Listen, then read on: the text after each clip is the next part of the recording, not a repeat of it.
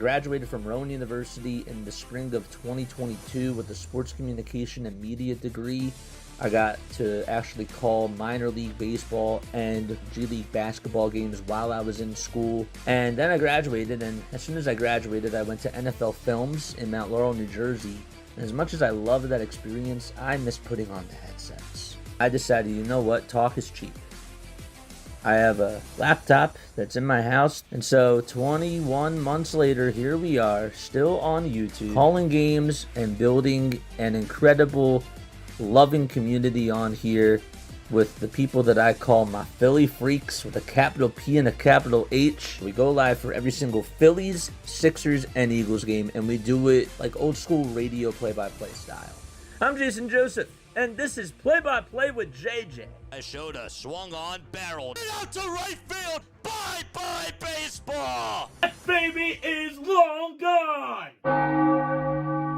Hi everyone, hopefully you're all doing well. For those of you who haven't heard, I'm hosting my very first charity stream on September 18th and September 19th to support the Familial Dysautonomia Foundation in honor of my brother Mitchell, who passed away from this disorder 5 years ago.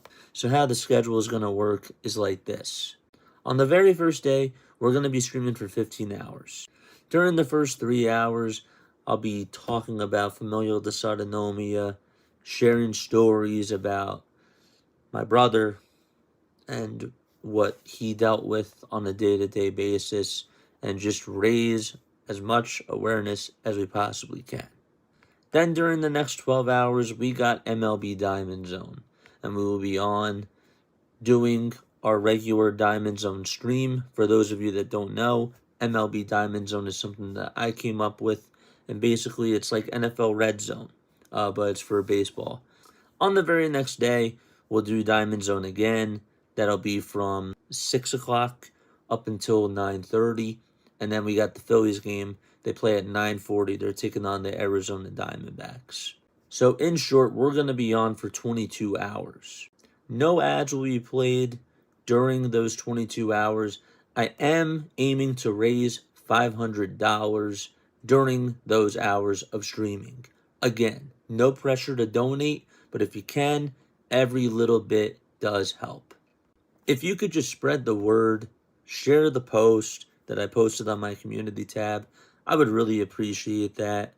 I'm just looking forward to making a difference together with you guys and doing this in honor of my brother Mitchell. I think he'd be really proud, and I'm really excited about this. Let's do some good. What's going on, Chad? Hopefully you're all doing well and having yourselves a very, very fantastic day. Guys, this is a big day, man. This is a very, very big day. Phillies have the chance to clinch the NL East and a playoff spot with either A, win, or B, a Mets loss. Hi, everybody. My name is Jason Joseph. This is Play-by-Play with JJ. Make sure you guys hit the thumbs up button, subscribe to the channel as well, and turn on the notification bell icons, and that way you will know when we do go live for Phillies, Sixers, and Eagles content on this channel. I want to give you guys a shout-out. I want to thank you all so much for all the support that you've given me throughout the whole entire season. And I just really appreciate every single one of you who have been on here, whether we've been doing Diamond Zone, whether we've been doing no matter really like what it's been, especially over the last couple of months. We've been grinding so much, and I really do want to thank you all so much from the bottom of my heart. We're going to get on into the program now and talk more about this Phillies game, because guess what? I have the utmost confidence in this team right now. This team is riding high, and I'm all here for it. I love what Harrison Bader is doing in the leadoff spot. Don't even have to back up the numbers. This dude has had 5 straight games in a row where he's had a multi-hit game. It's just unbelievable. It really, really is. So I'm feeling good with Aaron Nola going out there on the mound today, and should be a very good matchup. Nola will be taking the rubber, and he'll be going up against Noah Cameron. So Noah Cameron will be pitching for this afternoon's ball game, and Aaron Nola again is on the mound for Philadelphia. Cameron this year, a 7-7 record, a 3.0 ERA, and 96 strikeouts. He is 26 years old as well. Left-handed pitcher, 6'3" tall, and Aaron Nola is out there for Philadelphia. All right, let's get on into the starting lineups for this afternoon for the Kansas City Royals. All right, first pitch is inside for a ball. Sorry that we're a little bit late. Had to take care of some things. 1 ball, no strikes. We're in the top of the first. Mike Yastrzemski is batting, and the 1-0 pitch is in there for a strike. So it's Yaz, Witt Jr., Pasquantino, Garcia, Perez, Massey, India, Caglione, and Jensen that are in the lineup today for the Kansas City Royals. Here's the 1-1, and that ball's popped up over towards the first base side in foul territory. JT calls off Harper, and he will make the catch. For some reason, OBS is having some issues with YouTube chat. I don't know why. So I do have you guys over on another monitor. So if I'm not looking directly down below at you guys and I'm looking over towards the right, that's exactly why. Aaron Nola making his 15th start on the season. He does have a 6.24 ERA, but he looked really, really sharp in his last outing for Philadelphia. He was just absolutely dominant out there on the mound. Bobby Witt Jr. is up, and the first pitch that he takes is in there for strike 1. Kansas City is in their blue and white uniforms. Also have gray bottoms as well. White letters on the front and the back, as well as the numbers. Phillies are in their cream tops, cream bottoms. The ball is 1 strike, and the next pitch is swung on and missed.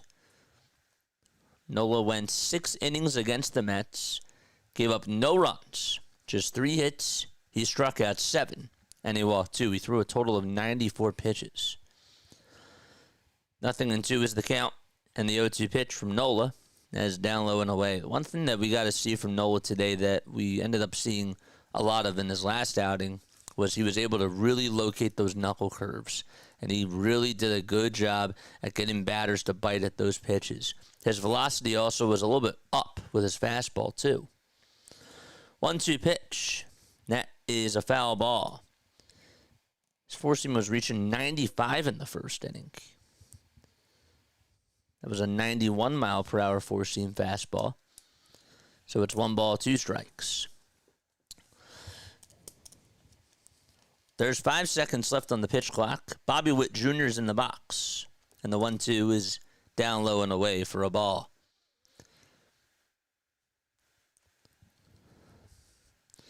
On the defensive side of the diamond for Philadelphia, they got JT catching. They got Aaron Nola on the mound. Over at first base, it'll be Bryce Harper. As the 2-2 pitch from Aaron Nola is swung on and foul. It was foul tipped out of the glove of JT's. So you got Harper at first. You got Wilson over at second. You got Stott at short. And then you got Otto Kemp over at third. And in the outfield, it'll be Castellanos in right, Bader in center, and Marsh out in left field. 2 balls, 2 strikes. Nola will get the signs. He kicks, he deals, and there's a swing and a miss. And there is out number 2. And Aaron Nola decides to go to the knuckle curve there, and it worked. That was an outside pitch that just tailed low. Nola did a very good job at just commanding that pitch. He thought maybe he could get Bobby Witt Jr. to chase, and he did.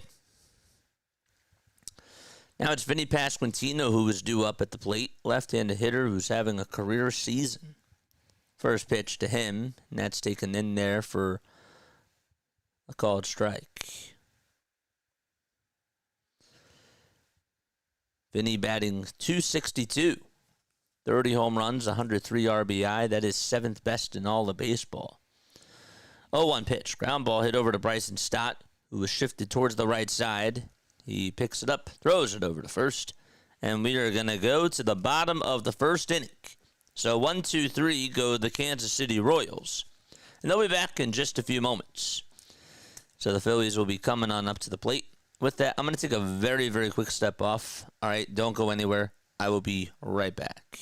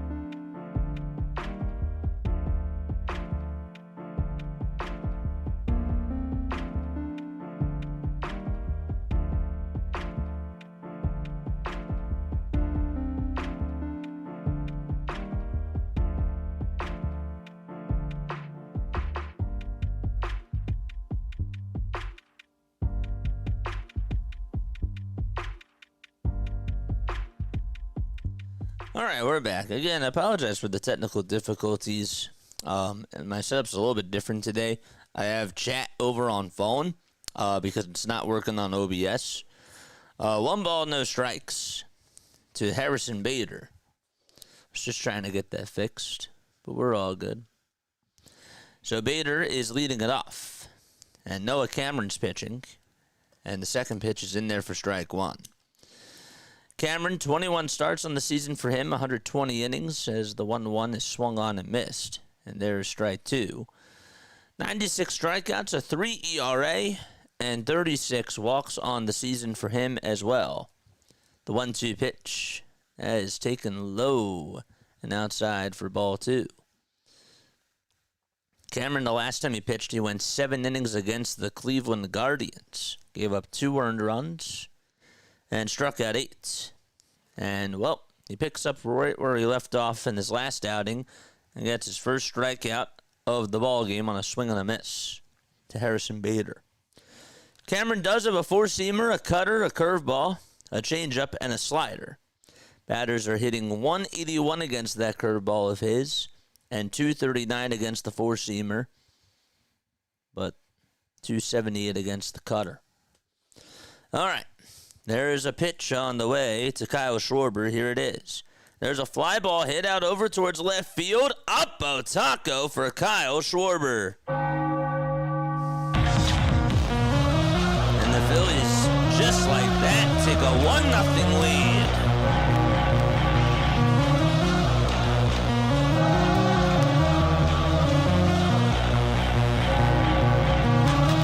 Let's go.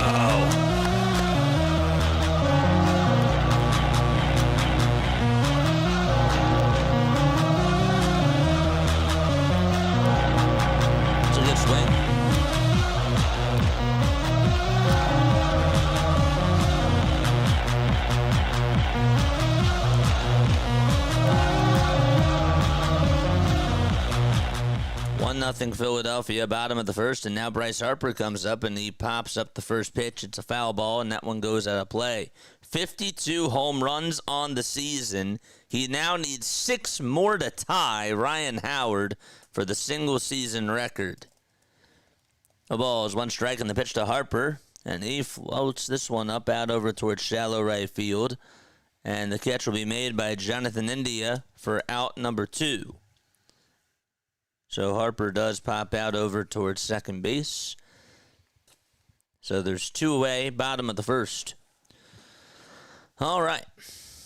Up next is JT Realmuto. So it's Bader, Schwarber, Harper, JT, Castellanos, Marsh, Kemp, Stott, and Wilson up at the plate for Philadelphia today. 2 away, bottom of the first. Cameron gets set above the belt, kicks, delivers, and there's a high drive out to left field. Goodbye! 2 bombs in the bottom of the first. And that time it was JT.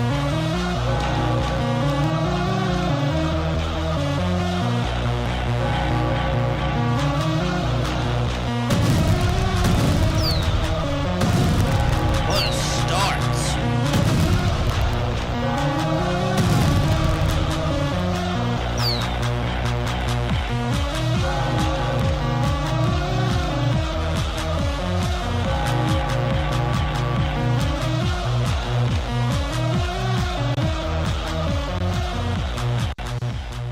Wow, what a start. 2-0 Philadelphia. So JT and Kyle each go yard. And they hit solo shots for the Philadelphia Phillies. First pitch to Casty is in there for a strike. Second pitch he swung on and missed it. That's the 12th homer of the season by Realmuto. Wow. The ball is 2 strikes, and the next pitch is down in the dirt for a ball. Castellanos batting .255 on the season. So it is 1 ball, 2 strikes to him. All right.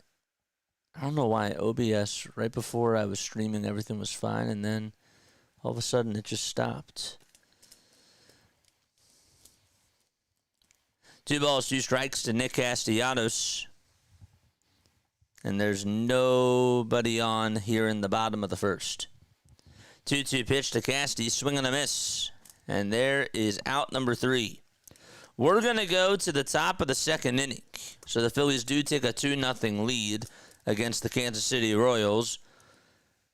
Kyle Schwarber hit a solo shot, and JT did as well. And so they'll be back in just a few moments. All right. So here is our little NFL ticker that we have down below. Let's hope that looks all right. Chat, I need to talk to y'all. Okay? This is all I gotta say. From doing Diamond Zone, okay, I've learned a lot about other teams, especially right now. I have. I've been watching other teams. I've been seeing how they play, how they come through or how they don't come through in the clutch. And just based on what I've observed so far this season, right now, I've been really down on the Phillies. Let me preface it by saying this. I've been down on the Phillies this year. I've been very tough on them. They are the hottest team in baseball right now. I have the utmost confidence in what the Phillies are doing right now at this current moment in time. I'm not telling you that they're going to go out there and win a World Series. But what I will tell you is this. With how they've played ever since they got swept by the New York Mets, A, they're putting runs on the board. They're putting up a lot of runs on the board. B, their pitching has been so good. I'm not really scared of a lot of teams right now. Am I afraid of the Dodgers? No. I saw the Dodgers the other night blow a lead. I looked at the San Diego Padres. I saw that they ended up losing to the Colorado Rockies. And when they try to come through time and time again, they leave a lot of base runners on. Right now, the Phillies are driving in runs. Even if you look in the American League and you take a look at the Seattle Mariners and look at their winning streak, they're leaving so many guys on base. And with what the Phillies are doing, they're playing complete dominant baseball right now at this current moment in time. That's just from what I've seen. I'm not even going by stats. It's just based off of eye test. So I really wanted to put that out there for you guys. Michael Garcia is up at the plate. Aaron Nola on the mound. In the pitch, there's a ground ball. It's hit over to third base. Otto Kemp picks it up, throws it over to first, and that's in time for out number 1. So, with me prefacing by saying that, okay, I want to know, which team do you think poses the biggest threat against the Philadelphia Phillies in the National League? Because I still do believe that it is Milwaukee, but I think that the Phillies can compete with Milwaukee, and I'm not scared of them. I know what they did last night. I saw, but St. Louis does not have the same bullpen that the Philadelphia Phillies have. That's just a fact. Sal Perez is up at the plate. No balls, 1 strike to him. Nola on the mound. He gets the signs, gets set at the letters, kicks, deals, and the pitch is down and away for a ball.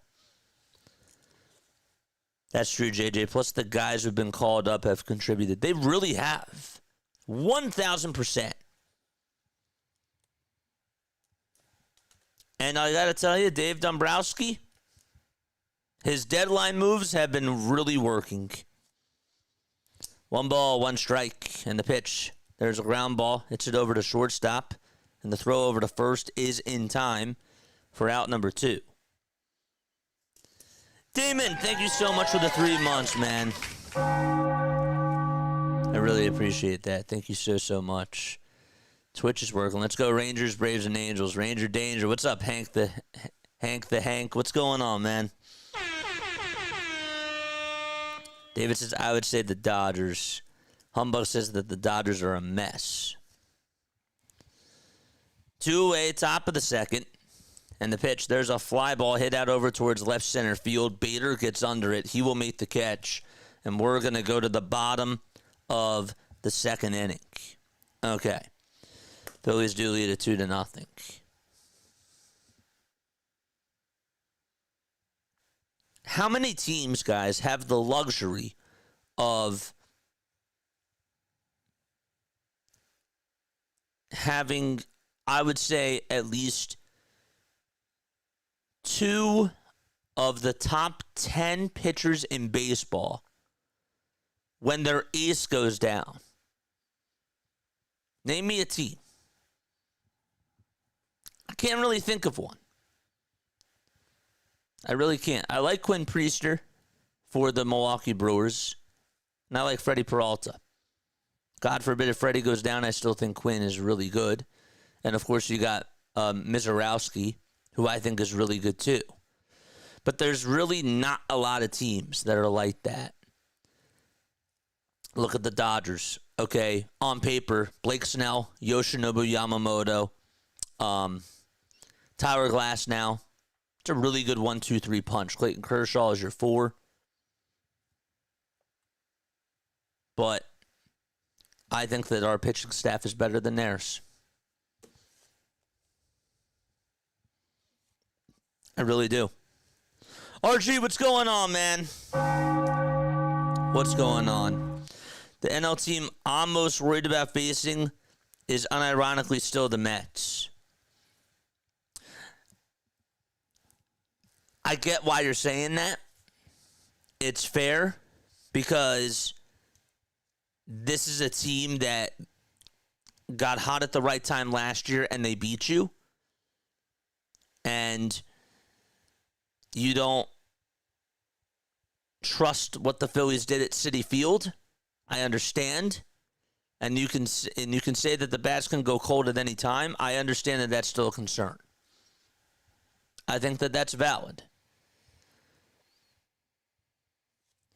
Here's Brandon Marsh as we lead off the bottom of the second, and the first pitch to him is up high for a ball. 1 ball, no strikes. And there's the 1-0 pitch. That ball is fouled over towards the left side. There was a stat yesterday that said that Harrison Bader has the highest batting average since August 23rd. It's impressive. 1 ball, 1 strike in the pitch. There's a line drive hit out over towards center field. That's caught for out number 1. And think about it. Okay, no Trey Turner, no Alec Bohm, no Zach Wheeler. You were also without Brandon Marsh for a few games because he had the flu. And yet your offense is still clicking. Your team is still doing damage. Also, now you're without Jose Alvarado, not even just for the rest of the playoffs, but for the rest of the season. It's wild. The ball is one strike to Otto Kemp. 0-1 as the count. Cameron comes set and deals. And the pitch is swung on and missed. So it's no balls, 2 strikes. No one thought we would be the first team to clinch. Second, but yeah, I understand. I understand exactly what you're saying. The 0-2 to Otto Kemp. That's on the outside corner for a called third strike. And Cameron gets his 3rd strikeout of the day. There we go. It's finally working. It's finally working. All right, great. I was like, when's it going to actually work? Now it is working. Good. So now I can go back to my regular setup. Bottom of the second. Bryson Stott is up at the plate, and he takes ball 1.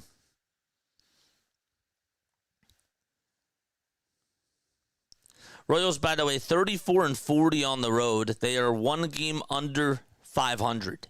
74-75. 1-0 pitch. That's taken down for ball 2. In this series, Stott has gone 3 for 8 with a homer and 2 RBI. His homer that he hit was last night.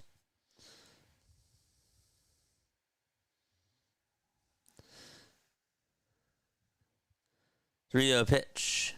That is in there for a called strike. It was actually 2 nights ago. Stott is, however, on a 5-game hitting streak and does have... he has recorded at least 1 hit in 9 of his last 10 games. The pitch to Stott, and that's taken low for ball 4. He's also batting .378 in the month of September. I mean, that's also very, very impressive, too.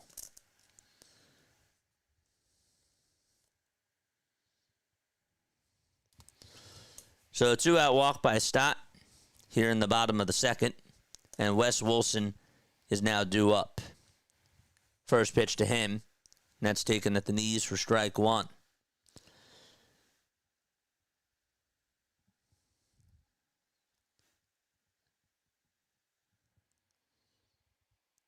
Oh, 1 pitch. There's a swing and a miss.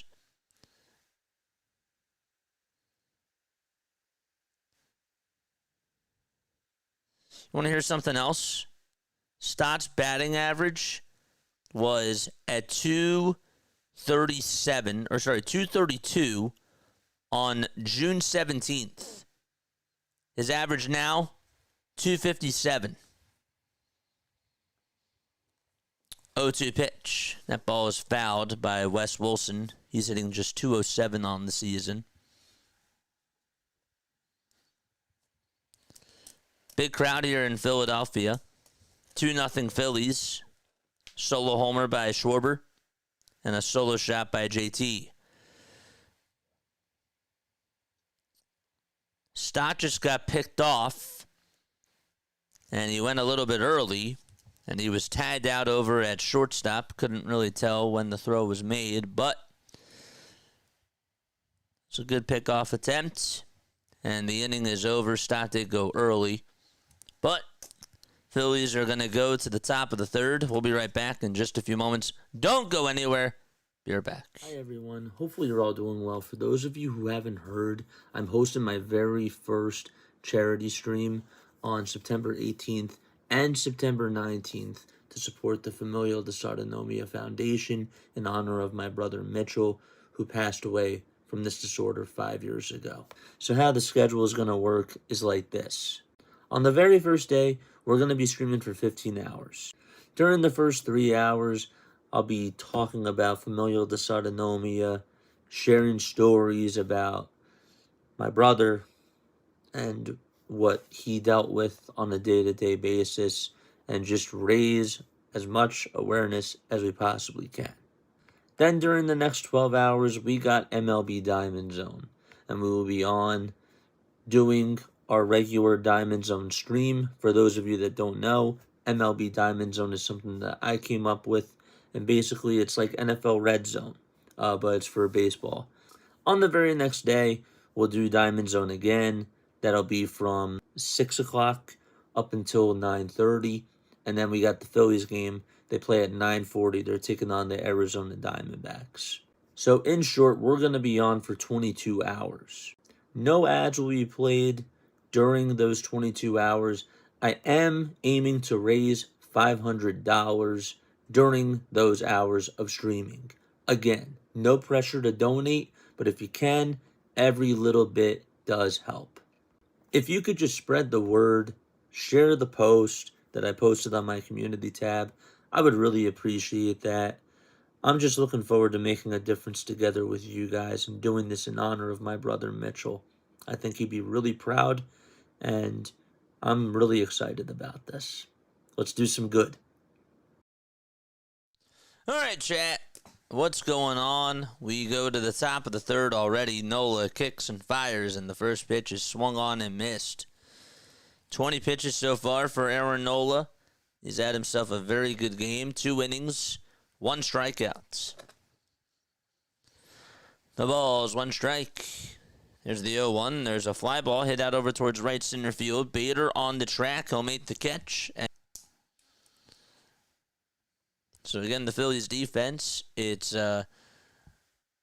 Harper over at first, Wilson at second, Stott at short, Otto Kemp over at third. Remember, Edmundo Sosa is injured right now. Brandon Marsh is out in left field. Harrison Bader is in center. And out in right field, it's Nick Castellanos.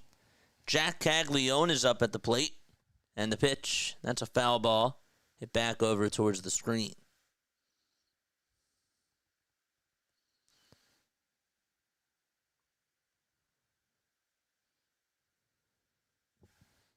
The ball is 1 strike. Sosa is listed as day-to-day with a groin injury. The ball is 1 strike. Top of the third. 2-0 Philadelphia. Caglione just hitting a $148 on the season. He was called up during the summer. He was a top prospect in the Royals farm system. 0-1, swing and the miss. We do have the Mets game on, just in case we have to rely on that. Mets did have runners on over at first and second, but they couldn't score in the first. 0-2 delivery. That's down for a ball. What's up, Serena? What's up, Andrew? How are you? 20 more outs until we pop the champagne. We're going to be here for it, man. I'm so excited. 1-2 pitch. That's a foul ball. That one will go out of play.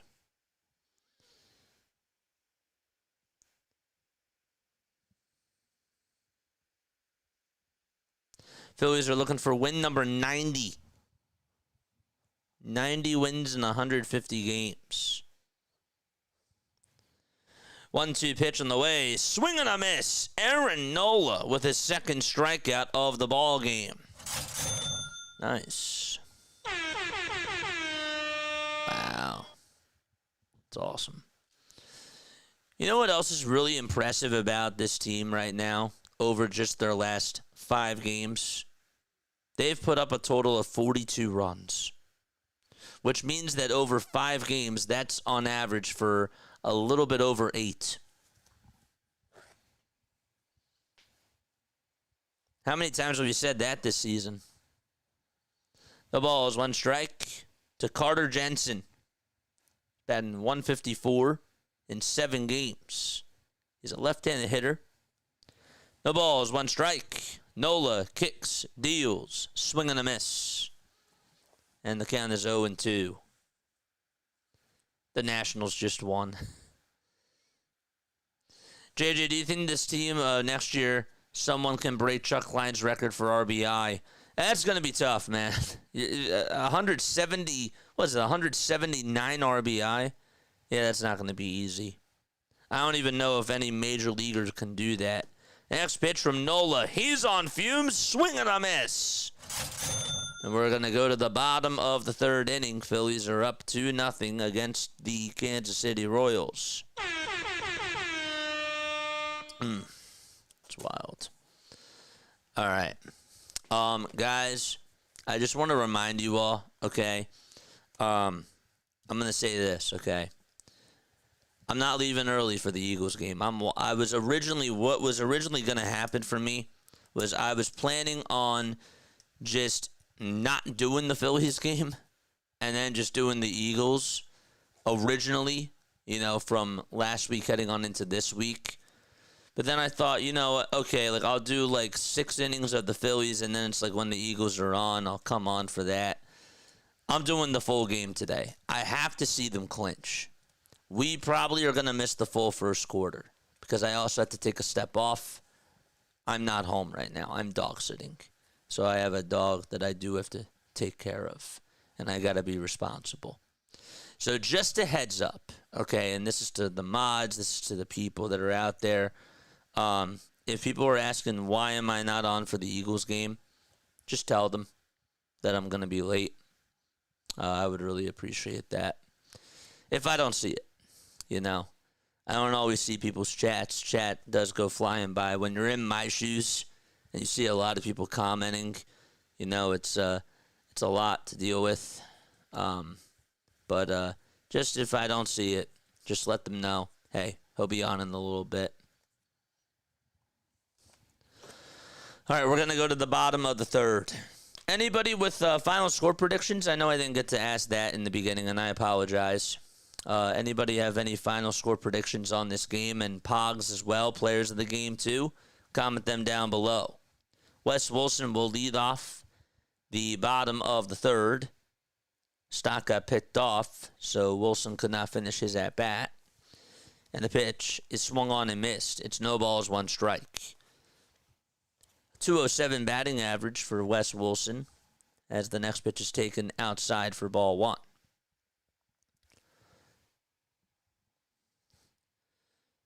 Noah Cameron on the mound for the Kansas City Royals. And the 1-1 pitch on the way. That's on the outside corner. It was a slider for strike 2. If we take a look at the AL wildcard standings, well, the Kansas City Royals are 6.5 games behind the Houston Astros. 1-2 pitch. There's a fly ball hit out over towards straightaway center field. And the catch will be made for out number 1 in the bottom of the second. I need to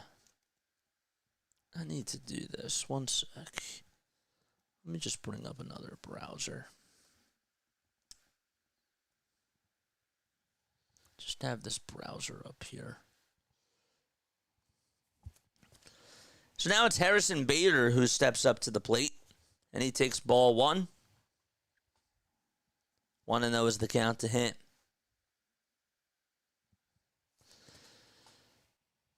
Bader's pitch outside for ball 2. Phillies are on fire.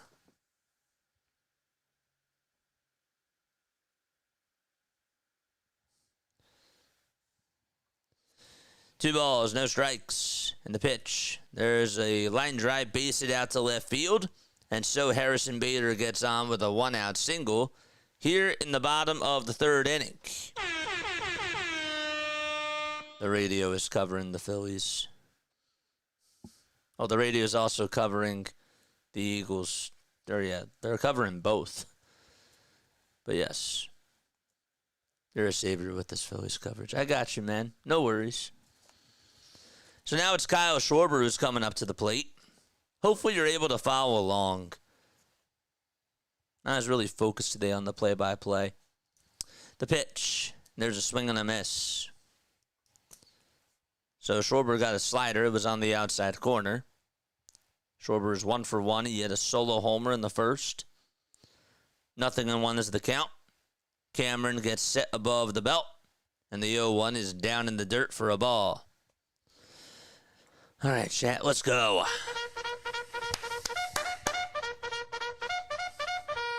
Charge! Wake him up. 1 ball, 1 strike. The pitch to Kyle, and he serves this one over towards second base. And so the tag to second, there's 1. The throw over to first is in time. I thought maybe that had a chance to go on into center field, but it was played on a hop over at second, and the throw over to first was in plenty of time. That was not what the Phillies needed. And we will be right back once again in just a few moments. All right, don't go anywhere.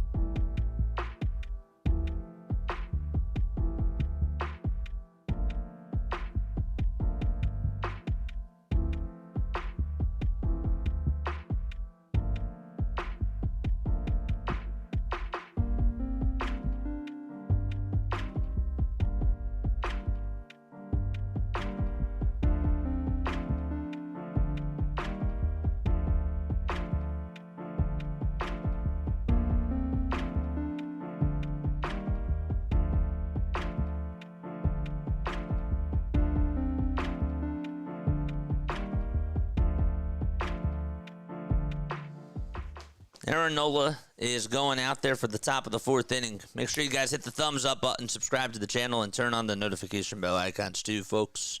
And that way you will know when we do go live. Nola, 3 innings, 3 strikeouts. A lot of zeros after that.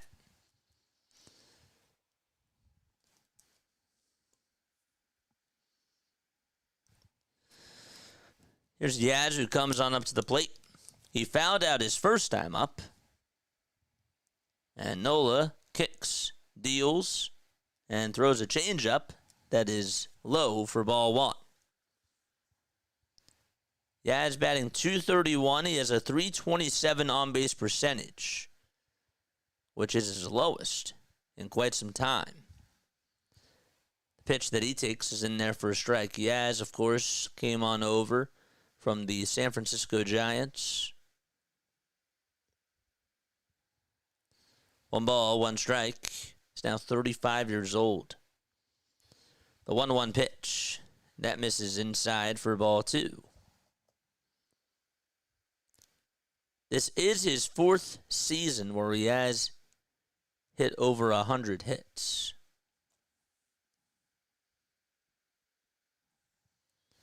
Two balls, 1 strike, and the pitch to Yaz, and there's a fly ball hit out over towards deep right field. It is a foul ball, though. Just barely foul.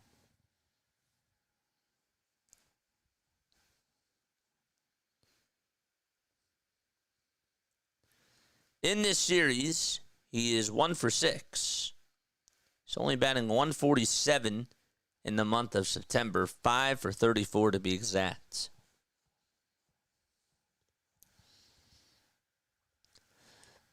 John says I'm going to go 6-3 Royals. 5-2 Phillies. MVP is Schwarber. Schwarber is just your MVP, period. Like, you can just pencil him in as Steamer Fox's MVP. I love that. I love that. It's like, I don't care what it is. I'm putting my money on the line.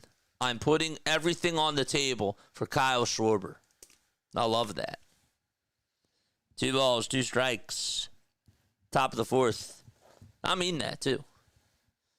Nola comes set and deals and throws a really nice knuckle curve, but it's low for ball 3. Did not get the call there. See that again. That was a strike. It was a beautiful pitch. Had a lot of life to it. 3-2 is the count. Nola gets set at the letters. Try to do it again. 3-2 pitch on the way. Foul ball. Yes, still battling. Don't forget to like. Don't forget to subscribe. Turn on the notification bell icons too. And that way you will know when we do go live. 3-2 pitch. That ball's popped up. And that will go on out of play. We got 285 people watching. We got 88 likes. Hit that thumbs up button if you guys have not done so already. Thank you so much, LP. We have a lot of fun doing it. We really do. 3-2 pitch, and there's a foul tip that goes out of the glove of JT. How could he not hang on to that? That's the second one that he has dropped.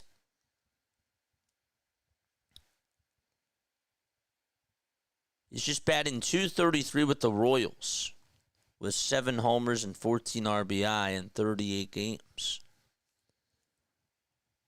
And the stream froze. 3-2 pitch, line drive down the right field line. That's a fair ball. And that'll be the first hit of the day for Kansas City. It's a double by Mike Yastrzemski down that right field line. So Nola did not get a call, and JT could not hold on to a foul tip into the glove. So on the third opportunity, he is able to get aboard.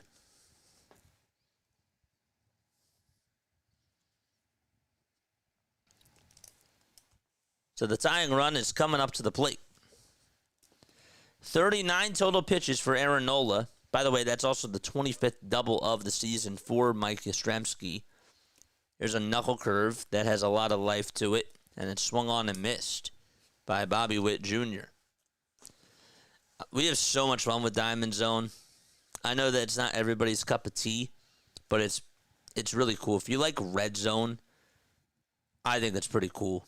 I mean, it's different because you can't see it, but like a radio version of Red Zone, I think it works. I really, really do. The ball is 1 strike, and the pitch is in there for strike 2. There's a lot of drama, especially this time of year. You know, you got really, really good games, and it definitely makes the stream go by quick. 0-2 pitch, and that's down for a ball. Like I felt like I was streaming yesterday for just Diamond Zone for 6 hours. No, that was like, what, 3.5 hours? That was it.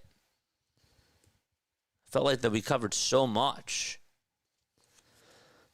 1 ball, 2 strikes. You guys can go check it out. The link is in the live chat. One of my mods will post it too.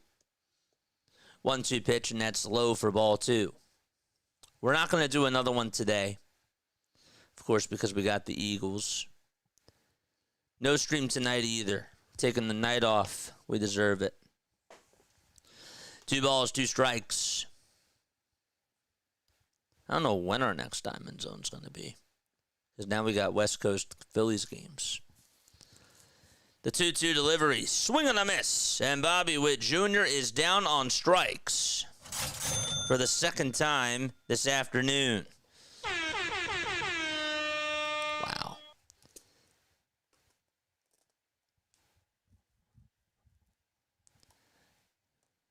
Everything is working for him. I mean, the fastball looks good. The knuckle curve has been A+. The pitch. There's a 4-seamer at 92. That ball was sliced foul and out of play.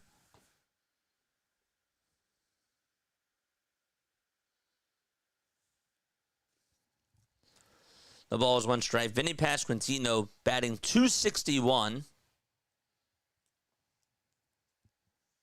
Talked about it before. We said he's having a very good season. The 0-1 to Vinny. There's a fly ball hit over towards right center field towards the alleyway. Bader is going to call off Castellanos, and he will make the catch. He'll draw the throw over towards the third base side. It's cut off over at short. And now Michael Garcia is due on up. Just an update in the Mets game. They are tied. They're scoreless, and they're in the bottom of the second with 2 outs.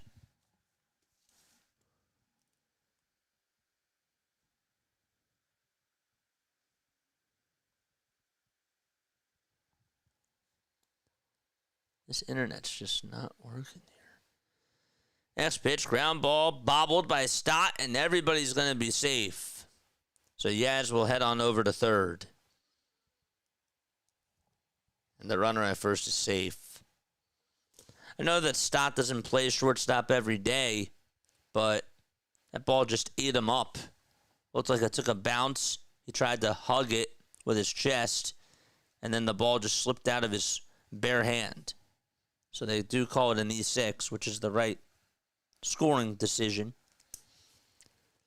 And runners are at the corners with 2 outs in the top of the 4th. So that'll bring up Sal Perez to the plate.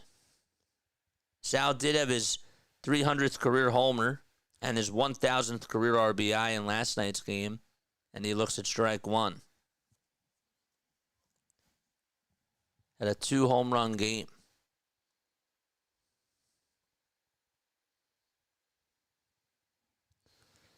The ball is 1 strike, top of the 4th. The 0-1 pitch, swing and a miss. That changeup was in the dirt.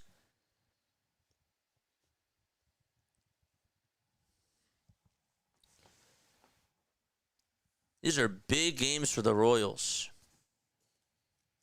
And they're big games for the Phillies, too. I mean, the Phillies, if they still won the chance for that 1 seed, they're still 2 games in back of Milwaukee. 0-2 on the way. Swing and a miss. A masterpiece so far through 4 innings by Aaron Nola. And it is time for us to go to the bottom of the 4th. How about Aaron Nola? 1,000 strikeouts at CBP.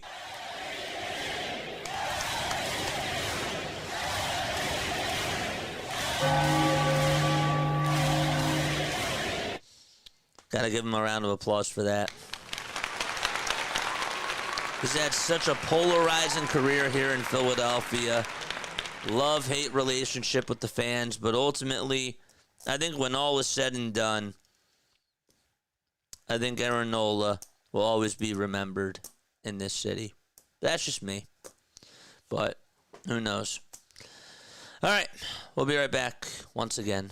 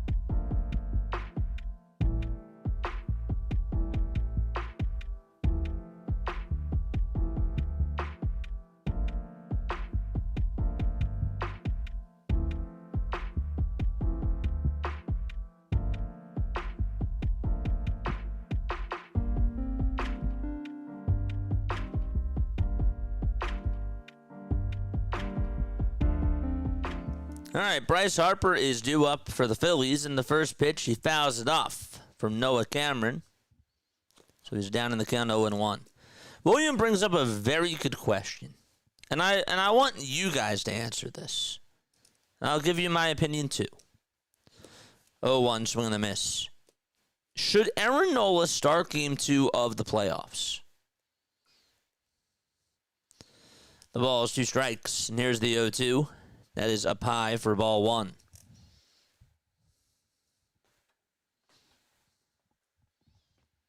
Should Aaron Nola start game 2 of the playoffs?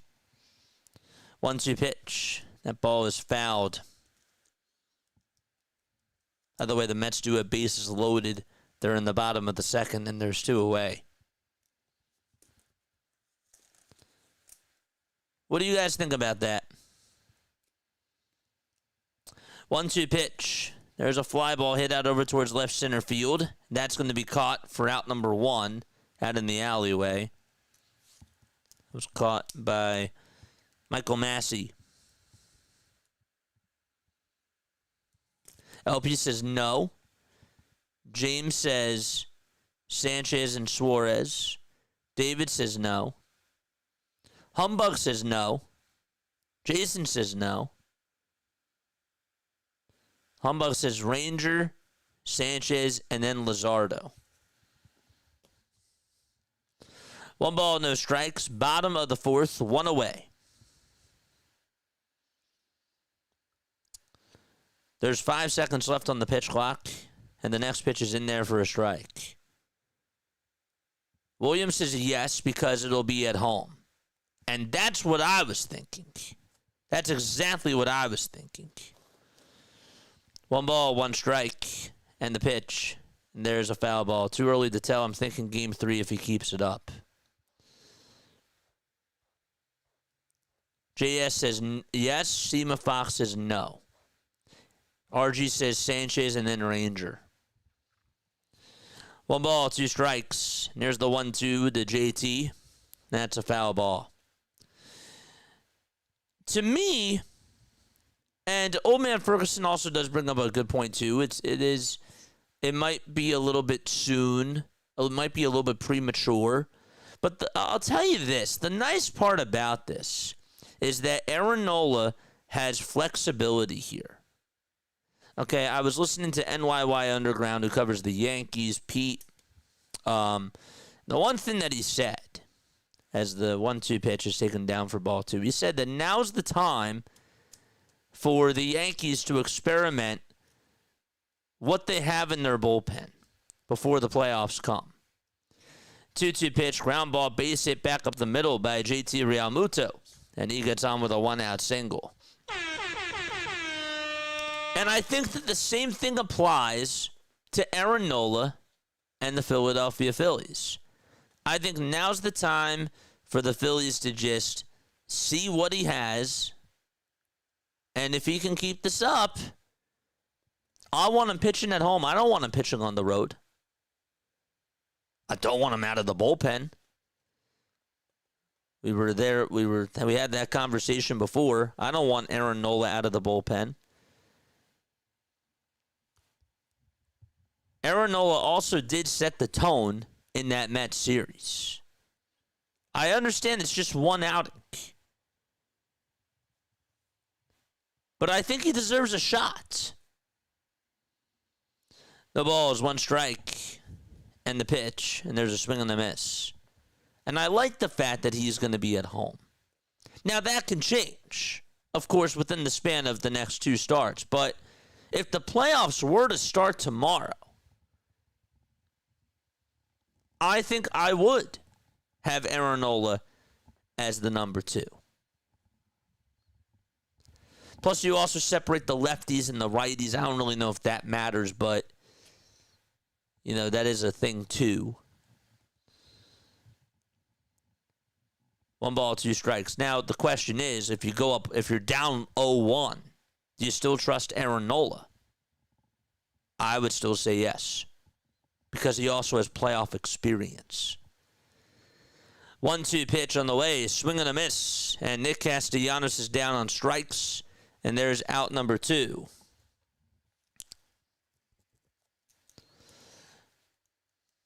But then if we're just talking about experience, okay, one could also argue, too, that's just experience. What has he really done for you lately? He's pitched. He had a good game. I'd rock with the hot hand. The ball is 1 strike. Brandon Marsh is up at the plate.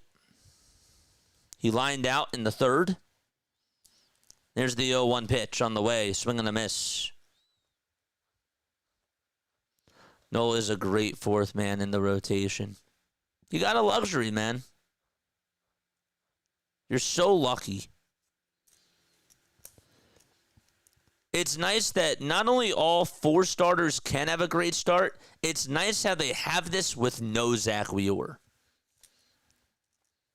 The ball is 2 strikes, 2 away, bottom of the 4th. And the 0-2 is outside. Good thing that you're not the manager. Well, it's just my opinion, man. You don't have to agree with it. That's just my take. Managers screw up all the time. Look at Rob Thompson. But yeah, it's true. 1-2 pitch. That's outside for ball 2.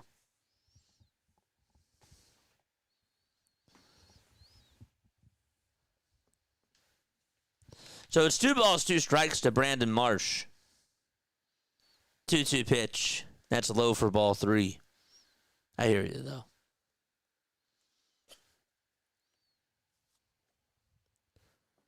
Three balls, 2 strikes. Bottom of the 4th, 2 away. Phillies lead it 2-0. 2 solo shots, one from Kyle Schwarber, the other one from JT. 3-2 pitch on the way, and there's a called strike 3, and we're going to go to the top of the 5th inning. Phillies still have a 2-0 advantage. Bueller will be the perfect middleman. He, too, has playoff experience. Postseason experience does matter. It does. It really does, because it's also, Aaron Nola has been there. Aaron Nola has performed at a high level. Also, the thing that I liked about the Walker Buehler signing is that he also has World Series experience. I do think that matters to an extent, especially in baseball. I do. And the reason why it matters is because not only are you knowledgeable of situational awareness, because you've been there before, but also I feel like from a physical standpoint, you're able to condition yourself. And conditioning and pitching, we all know that really matters. I would rather have you manage than Topper. I hear you. Hey, man, the one thing that I love about Diamond Zone, is that we get to see how other teams manage. And man, oh man, it could be a lot worse. It really could be. I watch Aaron Boone manage for the New York Yankees, and I'm thinking to myself, man, does he make questionable mistakes. Even Dave Roberts has his flaws. The other night, when there was a foul tip into the glove for strike 3, he didn't go out there and stand up for Tanner Scott. That's his job. He also took out Yoshinobu Yamamoto a little bit too early, in my opinion, when he had a no-hitter going, and then he just gave up a solo homer, and they lost the game. It was a great comeback. But every manager has their own flaws. I'm not telling you that Rob is perfect. I'm not even like the biggest Rob Thompson fan. All right, we're going to the top of the 5th. But I do hear you. Sometimes you want the team to bunt more. Sometimes, you're thinking to yourself, why is he going to Romano here? Why is he going to Romano at all? 1 ball, no strikes to Michael Massey. There's 8 seconds left on the pitch clock. Nola comes set and deals, and the pitch is up high for ball 2.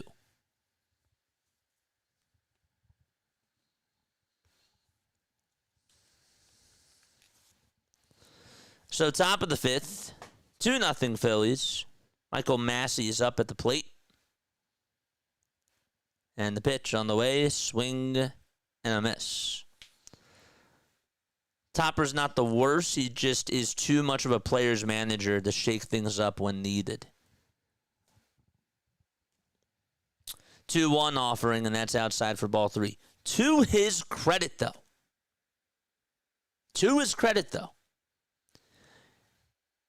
Who put Harrison Bader in the leadoff spot?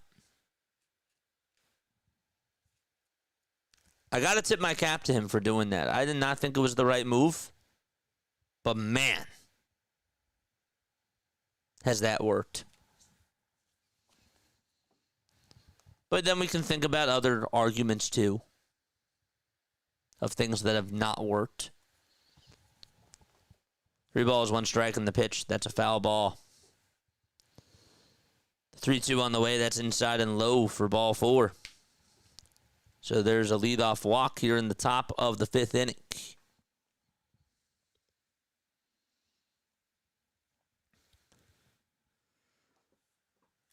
I'm sure the Phillies are scouting JJ, $15 million a year contract coming up soon. Hey man, with great power comes great responsibility.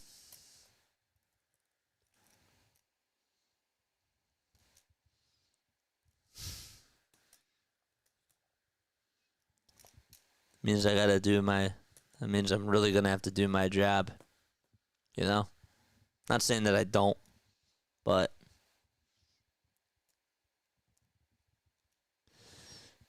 the pitch. There's a called strike. That's a fastball at 90 miles per hour.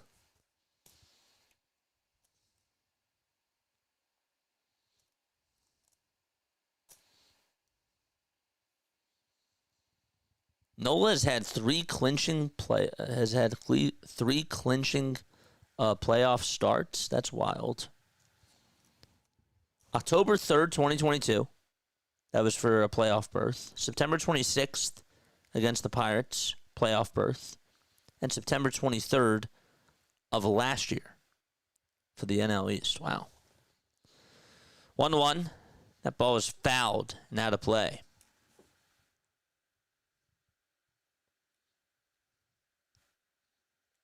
I hear you, LP. That's fair, too.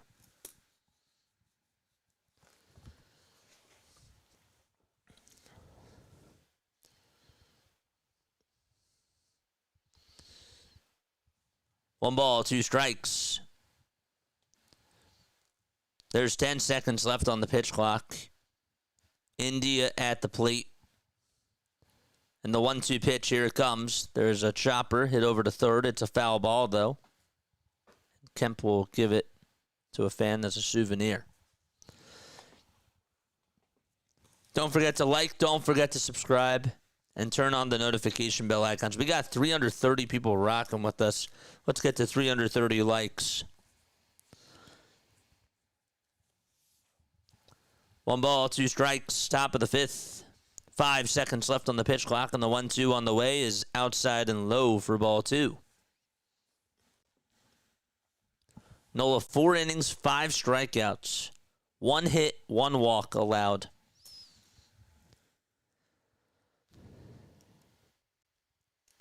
Nola gets set at the letters and delivers from the stretch. And the 2-2 is lined and caught over at third by Otto Kemp. Good defense there by the Phillies. And there's 1 out in the top of the 5th inning.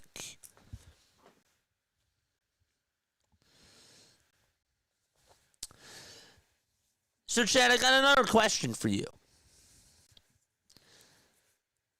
I know a lot of us were very underwhelmed with how Dave Dombrowski did at the deadline.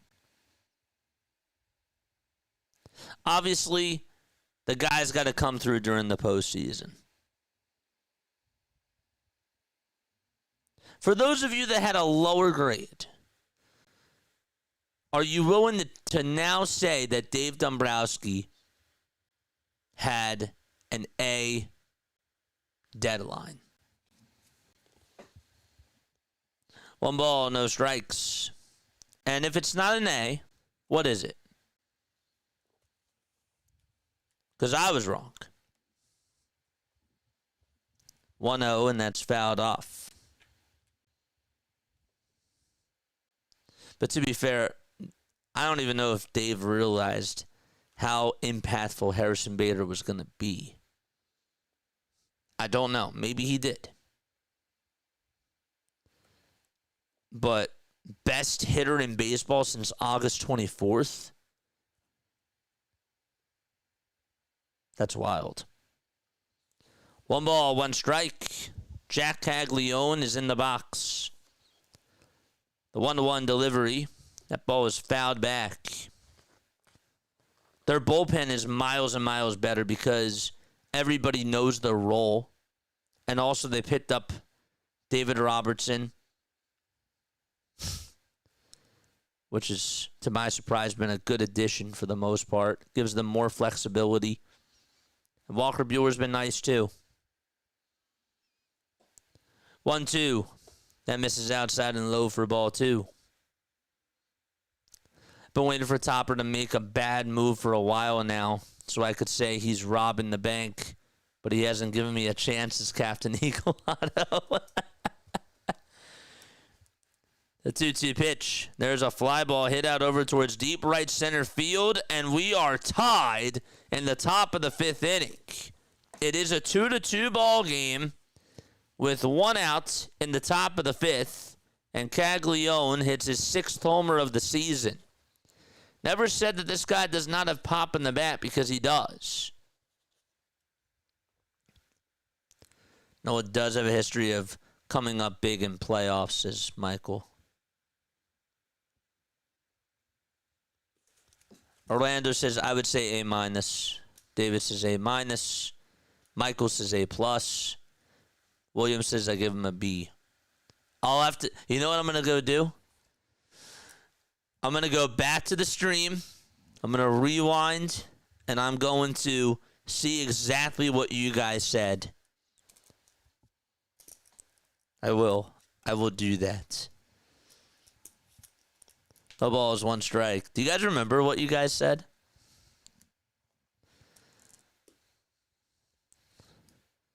The 0-1. That's on the outside corner for a strike. That's our number 2 World Series starter doing what he does. You're funny. The ball is 2 strikes to Carter Jensen. 1 out, top of the 5th. The pitch. That's a foul ball.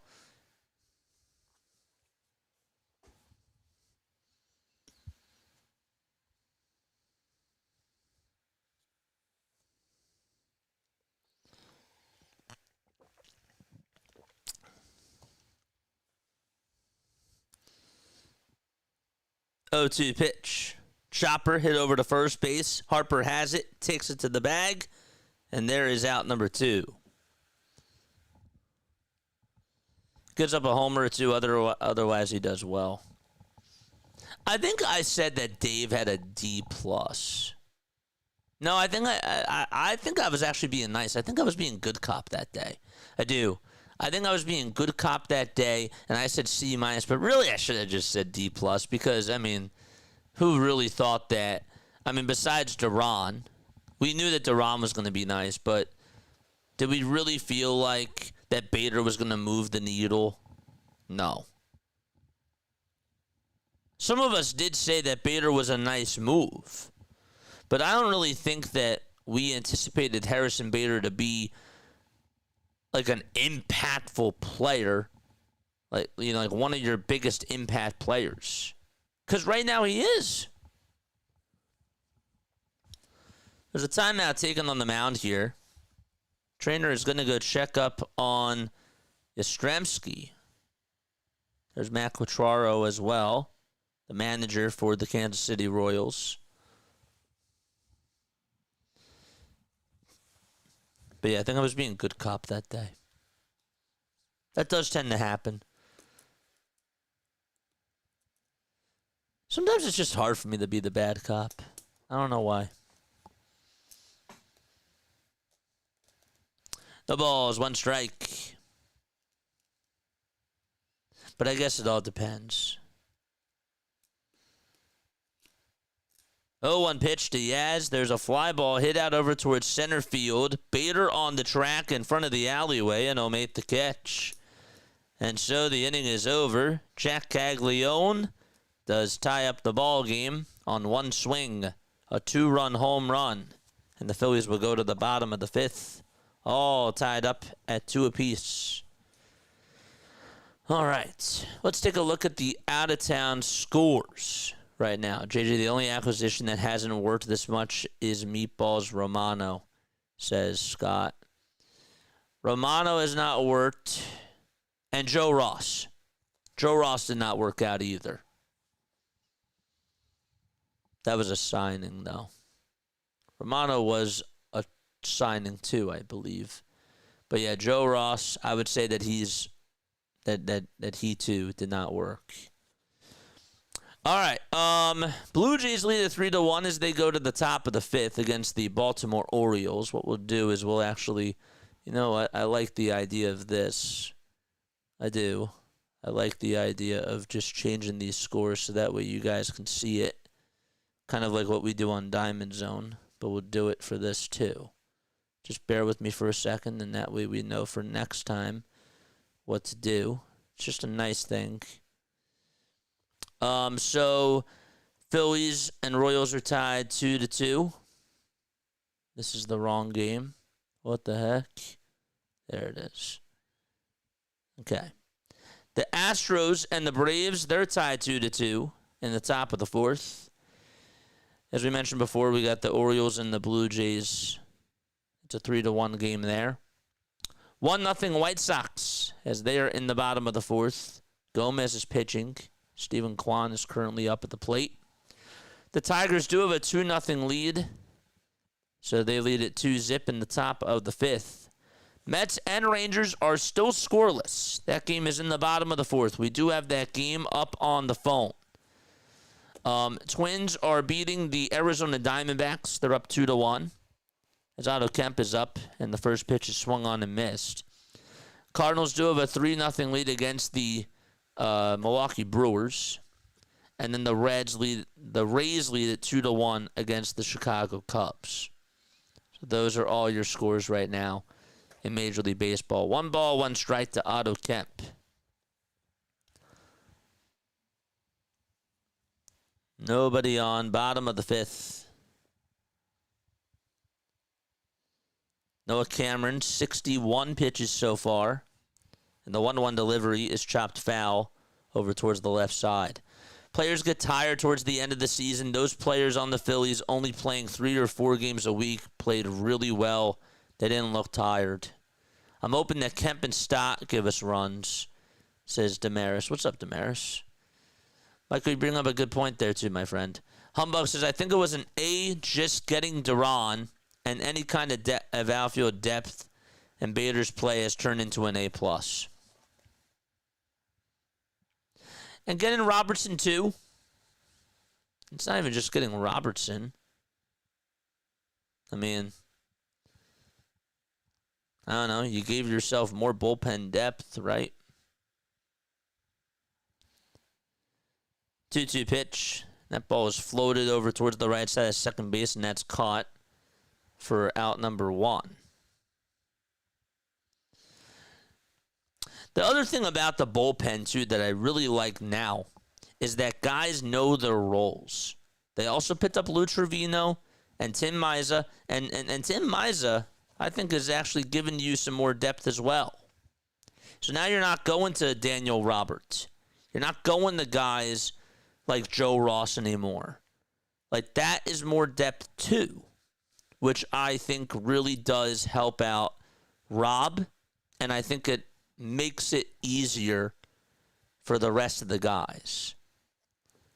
No balls, 1 strike, and the next pitch is down for a ball. It's amazing to me how when you have a closer, when you have a guy that you know that you're going to go to for the 9th inning, everybody's job is easier. So now Strom doesn't have to be the guy as the 1-1 is fouled off. Orion doesn't have to be the guy. We saw Orion blow a save out in San Francisco, and Patrick Bailey had that inside the park 3-run homer. But we've only seen a couple of blown saves from Orion. But he's still our guy. 2 outs here in the bottom of the 5th. So now Strom's your setup guy. Or Orion can be your setup guy.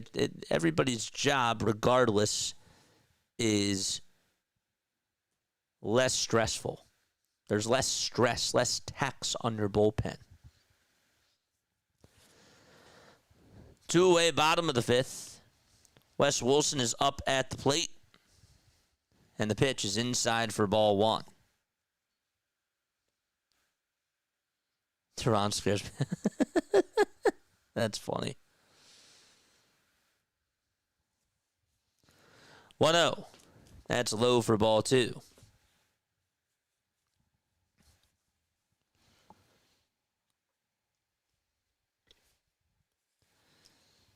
The 2-0 pitch. Chopper hit over to third base, picked up by Garcia, and the throw over to first is in time. And we're going to go to the top of the sixth inning. Again, it's a 2-2 ball game out in Philadelphia. Phillies have 4 hits. They'll be back. I'm also afraid of my boss. You're funny.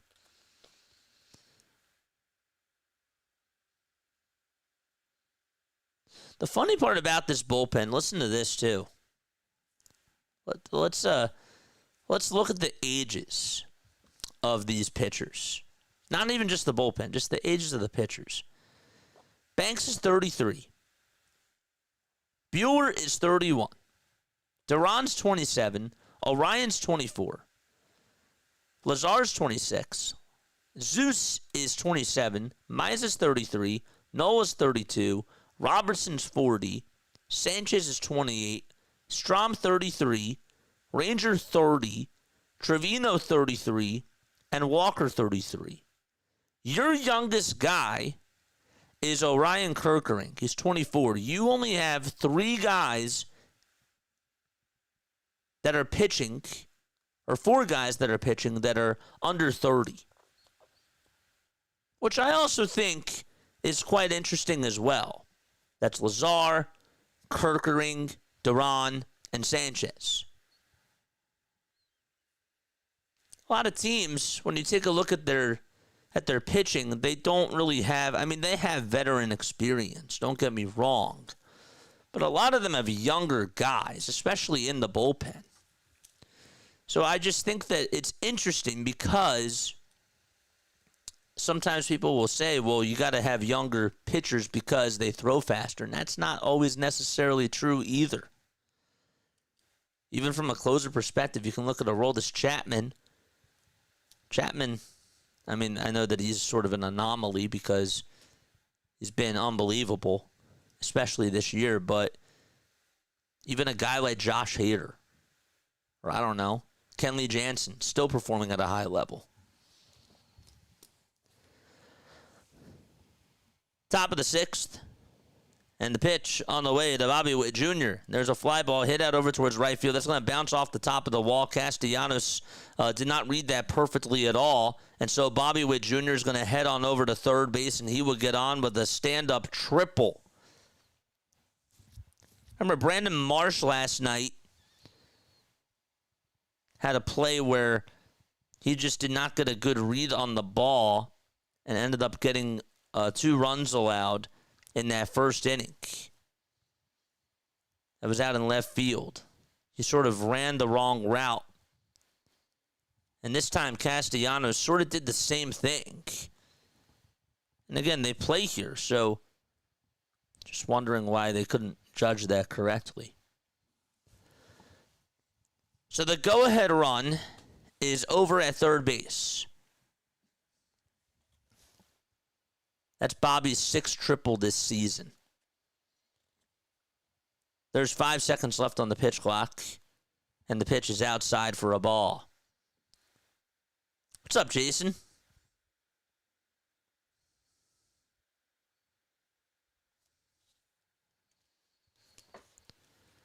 One ball, no strikes. Vinny Pasquantino is up at the plate. There's the 1-0 pitch. That's taken outside for ball 2.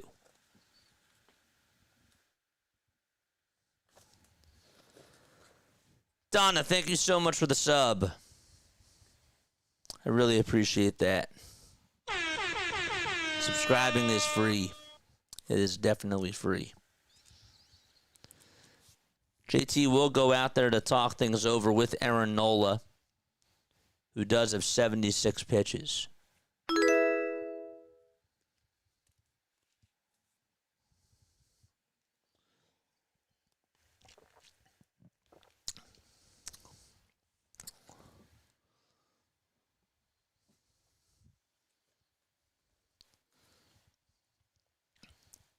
5 seconds left on the pitch clock. 2-0 pitch. That is outside for ball 3.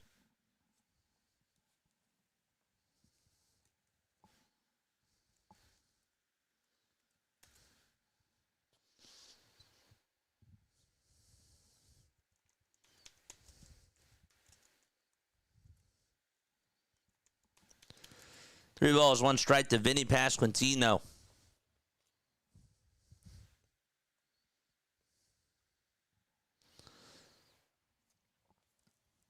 Bobby's over at third. Nola's 3-1 pitch on the way. There's a line drive hit out to right field. That'll get down for a base hit. And so, Bobby Witt Jr. will jog on in the score. The throw over the second base is not in time. And Vinny Pasquantino gets on with an RBI double here in the top of the 6th inning. That was another pitch. I mean, this is what happens when you fall behind in the counts. You try to, you try to get a little bit, I don't know what the right word is, but when you fall behind, obviously there's lesser of a chance for you to make a mistake. And that fastball that Nola threw was flat and right out over the middle of the plate. So that was sort of, he put himself through that hole. Just not a good job by him there. Now it's Michael Garcia who's due up. And Garcia takes a pitch at the knees on the outside corner for strike 1.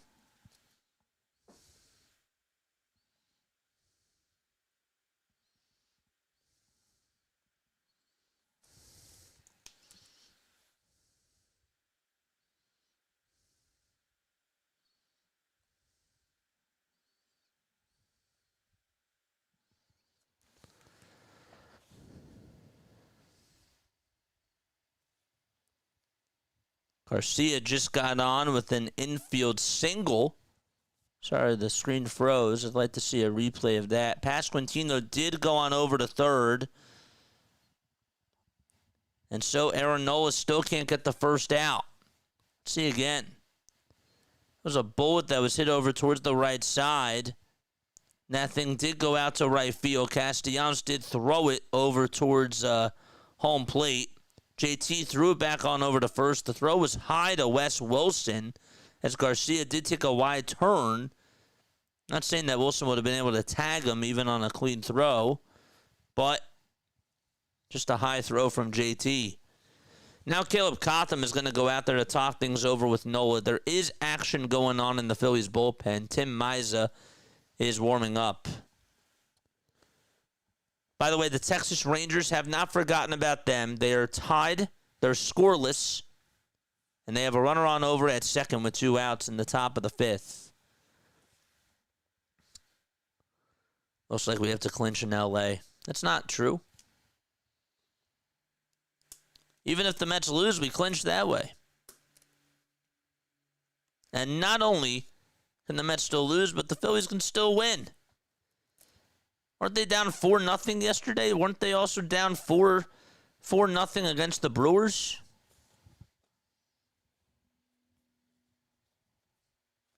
Top of the 6th, runners on at the corners. They put up 8 runs over their last 5 games.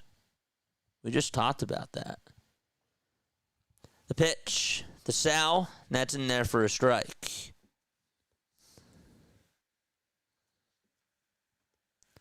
Noel McLean is pitching, and again, they have runners on over at first and second, Texas. The ball is 1 strike in the pitch. There's a fly ball hit out over towards left field. That's going back towards the track, and that ball is gone. And so, Sal Perez got underneath that pitch and just hit a 3-run home run here in the top of the 6th inning. It's a 6-2 ball game.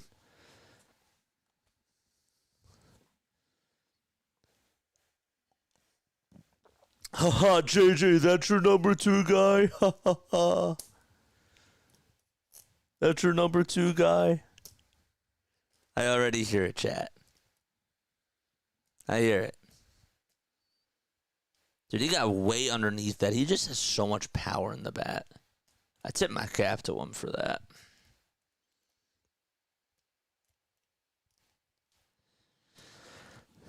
Six to 2, Kansas City. And the pitch is down for a ball.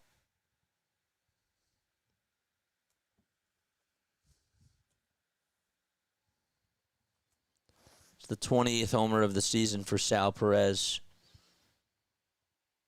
1-0, swing and a miss.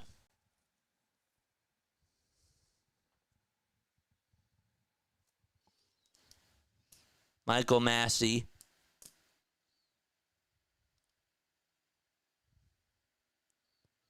Up at the plate. And the 1-1 is lined foul.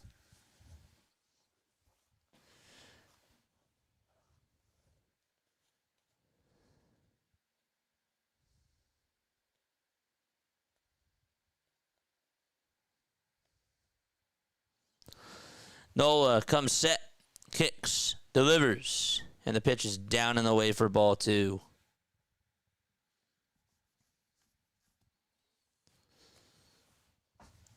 Two balls, 2 strikes. There's 3 seconds left on the pitch clock. Nola comes set again and deals. And there's a ground ball hit over towards the right side. Second baseman Stott has it, throws it over to first. That's in time for the first out of the inning. That was just the first out.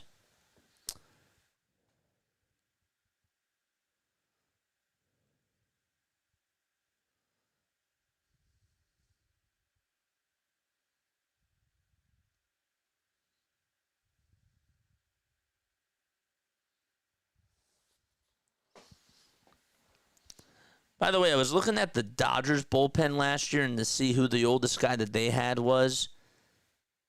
They only had 2 or 3 guys that were 36. I mean, like everybody else. I'm trying to see here. Ryan Brazier, 36. Daniel Hudson, 37. Just going back to this bullpen conversation. Those were like they only had 4 guys that were over 30, that were 30 plus.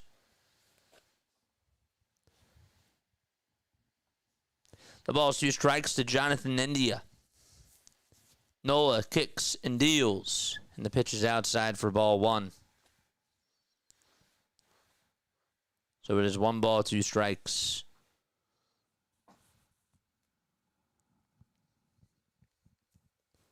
Jason says there's still a lot of baseball left in this game. I'm not giving up on the ship. Me neither. 1-2. That misses down and away for ball 2.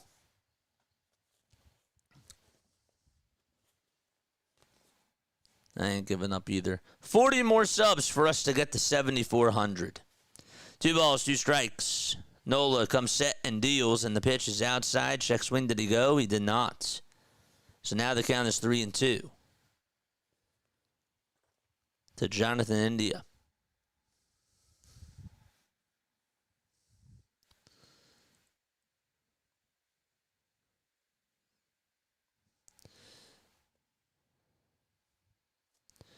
Three balls, 2 strikes. And here's the payoff pitch. That ball was skied out over towards the third base side in foul territory. Kemp does jog his way over towards the on-deck circle, and he'll make the catch for the second out. So Sal Perez had a 3-run homer. Vinny Pasquantino had an RBI double.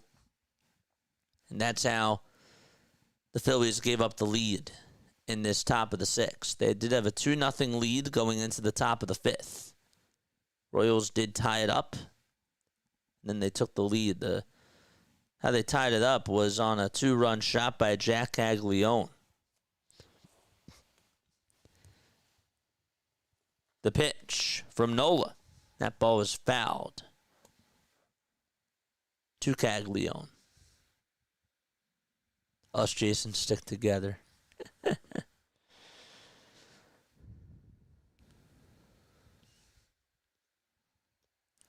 Don't forget the RBI double, hardcore.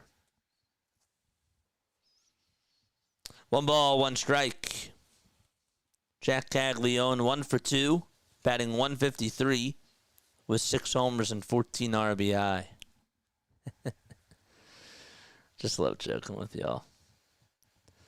1-1 pitch. Fly ball hit over towards the left field line. Marsh, does he have room? He does. He'll make the catch in foul territory as he slams his glove into that wall.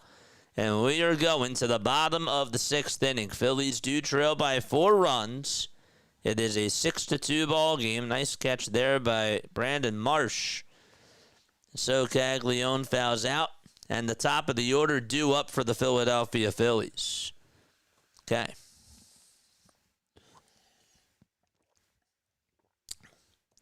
So if the Phillies do not clinch in this game, we'll still stay on to see how the Mets do. And then we'll go on over to do the Eagles game.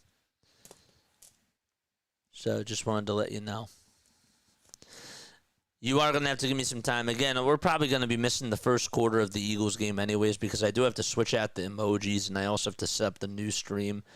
The thumbnail's made and everything, but I have to change the scoreboards, got to change the background. You know, got to do all that stuff.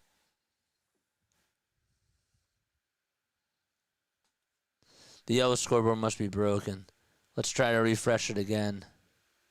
Thanks for letting me know. There we go. Thanks.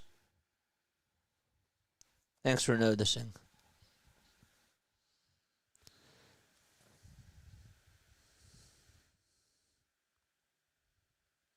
The Mets do have a runner on at third.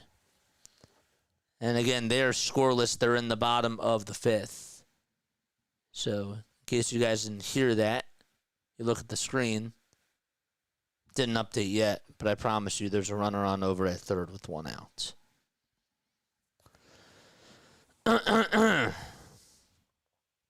So again, the Phillies do trail 6-2 to the Kansas City Royals. We got 349 people watching us. How are we doing on the likes? Again, we need 40 more subs for us to get to 7,400. We're at 154 on the likes. Not bad. Let's get to 200. Here's Harrison Bader. Cameron pitching, and the first pitch to Bader is in there for strike 1. 0-1 pitch to Bader. That misses outside for ball 1. So it's 1 ball, 1 strike to Harrison. He's 1 for 2. He did single in the 3rd. The windup and the pitch. And Cameron does get the call. It's now 1 ball, 2 strikes. Bader batting .440 in the month of September. 7 multi-hit games in a row. And the 1-2 to Harrison, swing and a miss. He is down on strikes. 1 away, bottom of the 6th.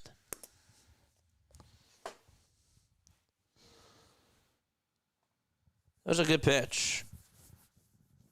That was a curveball that had a lot of life to it. And it just went diagonal all the way towards the dirt. Just an incredible vertical. First pitch to Kyle, and that's in there for strike 1. He did have a solo shot in the first. 0-1 is the count, and the next pitch is a curveball. It's low for a ball.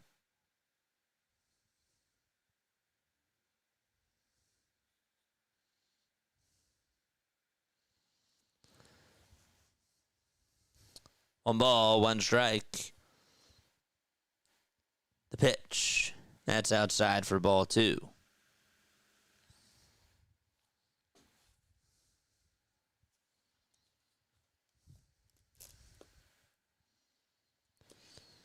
The 2-1 pitch to Kyle, swing and a miss. That was a cutter at 88 miles per hour.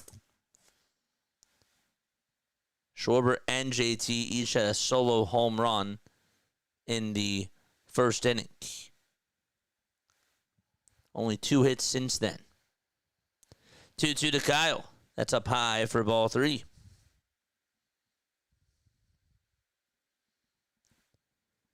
Royals have 16 total bases. Phillies have 10.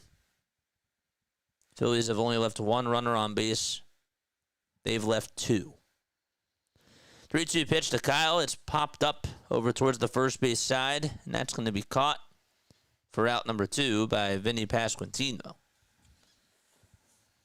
So 2 away, bottom of the 6th.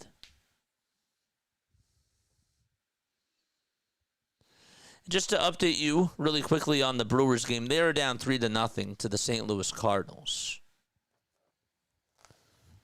Bryce Harper is coming up. Cameron does have 81 pitches. First pitch to Bryce, and he slaps at the cutter. It's a foul ball.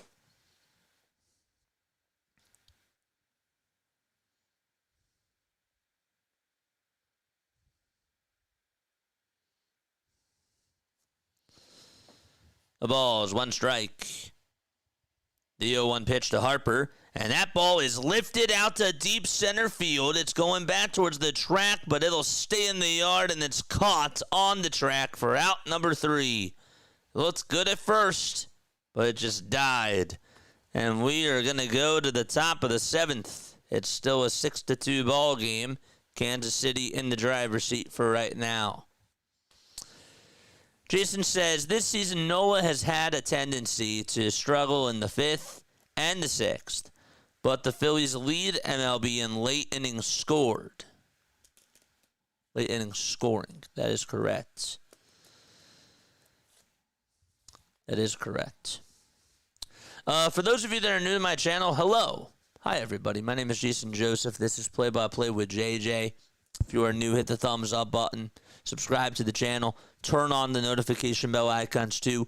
And that way you will know when we do go live for the Phillies, the Sixers, and the Eagles. We also do a lot of other really cool baseball content on here. We've been putting in, like, over the last 4 weeks, or, well, really over the last 3 weeks, we've been averaging about, like, 40 hours. Pretty close to it. It's been a lot, but we're really trying to put out a lot of content. I do have a fundraising stream that I am doing on Thursday and Friday. If you guys want to come on, you most certainly can. I'm trying to raise awareness. My brother, Mitchell, who had familial dysautonomia, he passed away.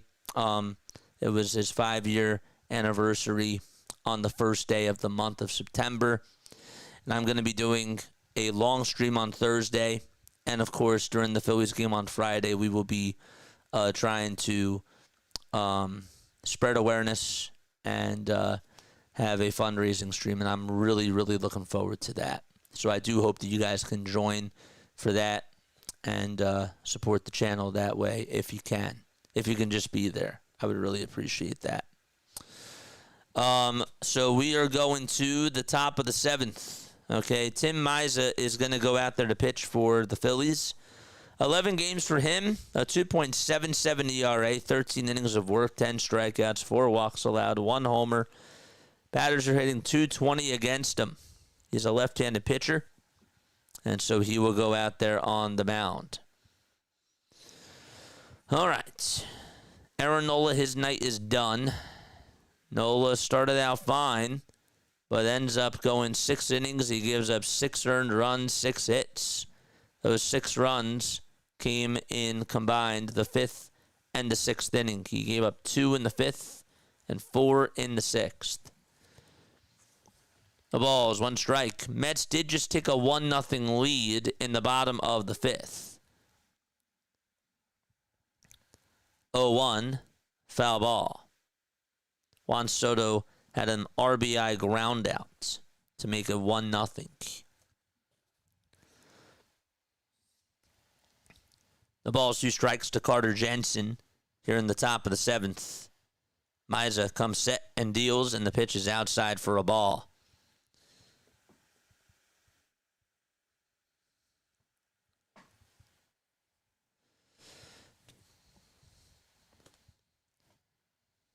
Misa kicks, delivers, throws it down for ball 2.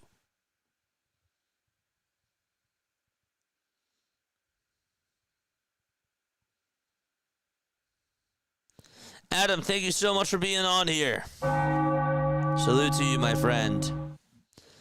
2 balls, 2 strikes, and the pitch to Carter Jensen is a foul ball. Goes out of play. Phillies lead at 6-2 once again. Miza comes set and deals. There's a bouncing ball hit over to shortstop, backhanded by Stott to throw over to first base, not in time. Carter Jensen beats it out. It was an off-balance throw over towards that hole, and that did pull Harper towards his right. Harper did catch it, but regardless, an infield single to start off the top of the 7th.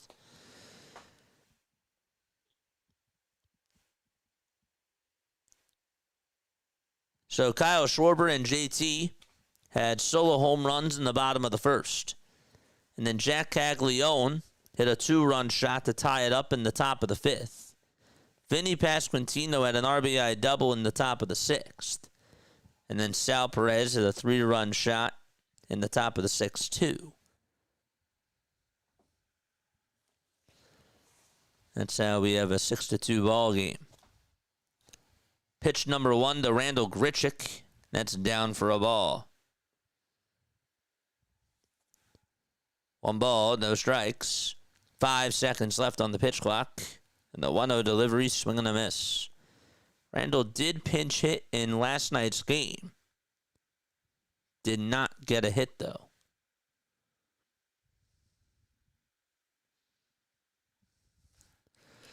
One ball, 1 strike. Miza kicks and deals.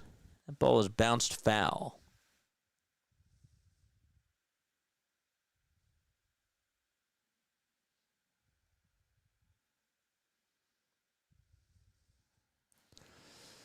One ball, 2 strikes. The 1-2 on the way. That misses high for ball 2.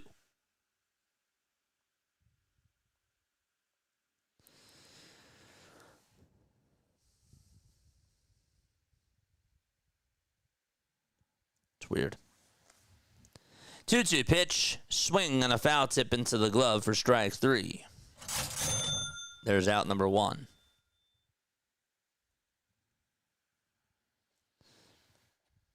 I think that a lot of oomph on that pitch. It was an outside pitch, but still was able to catch the outside corner. It looked like it was gonna run back over towards the outer corner of the plate. And it did. There's a nice slider thrown by Miza, and he gets the call there. Same sort of thing. This time it's to Bobby Witt Jr. Bobby batting .291 with 21 homers and 78 runs batted in on the season so far. No balls, 1 strike. 8 seconds left on the pitch clock, and the 0-1 swing and a miss.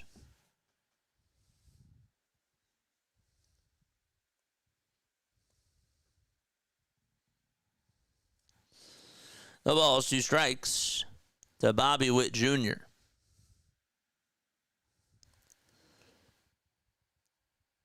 Miza comes set and deals, and the pitch is outside for a ball. Miza is 33 years old. Started off his career with the Blue Jays, played with them from 2017 all the way until 2024, then got sent to the Yankees at the deadline.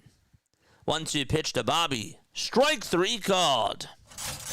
A hat trick of strikeouts for Bobby Witt Jr. on the afternoon. There's 2 away. Okay. By the way, the Rangers do have a runner on over at first.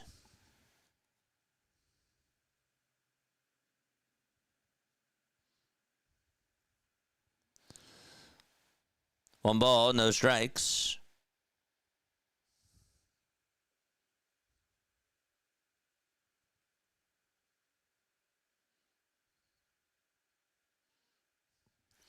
And the 1-0 pitch. That is taken for ball 2.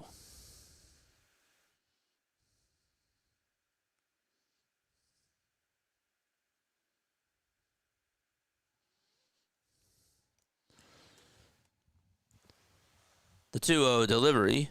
There's a ground ball through the hole out to right field for a base hit. Castellanos does field it. He'll throw it on in over to second. That's going to put runners on at the corners. Pasquantino's over at first. That's with 2 outs.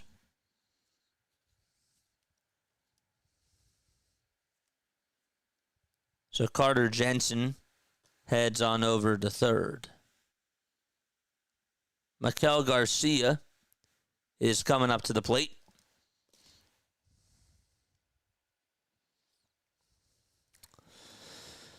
Trivia today is going to be fun. I'm excited about that.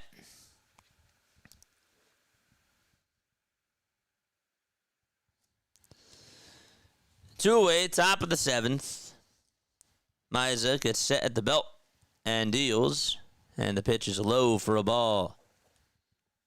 So 1 ball, no strikes. By the way, Texas does have runners at the corners.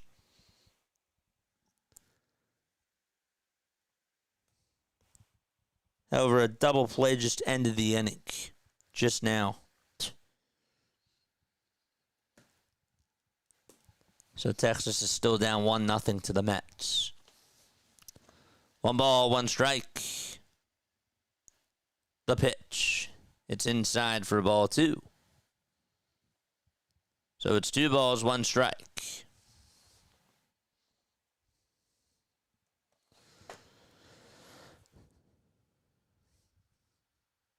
Here's the next pitch. That misses outside for ball 3. I'm just surprised that at this point in time, they're just not going out there to talk to Miza. Or I didn't see anybody warming up. 3-1 pitch, and that misses low for ball 4. He just gave that look saying, ugh. Looked like the ball slipped out of his hand. Now Sal Perez is due up at the plate. Top of the 7th, 2 away. And Sal is coming on up. Now Caleb Cotham is going to go have a conversation with Miza. And now they will be getting Lou Trevino warmed up in the Phillies bullpen.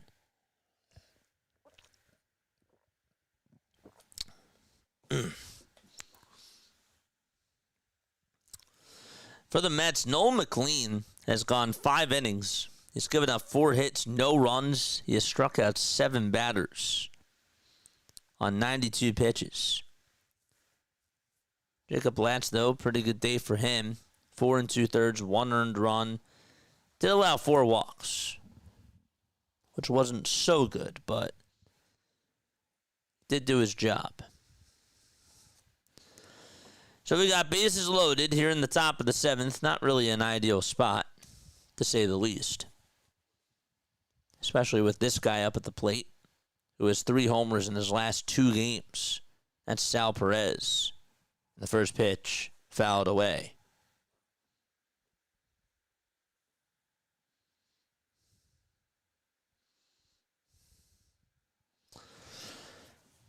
Sal has a .287 career batting average with the bases loaded.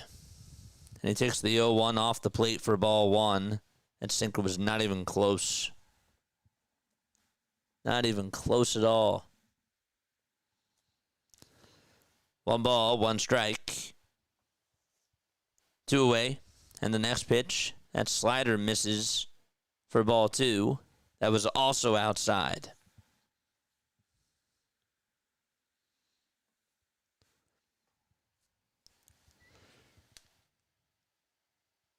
Two-one pitch. Line drive drilled out to right field for a base hit. This will bring home at least 1 run. And the throw to the plate is not in time. There's 2 runs. It's now an 8-2 ball game, and Sal Perez delivers once again.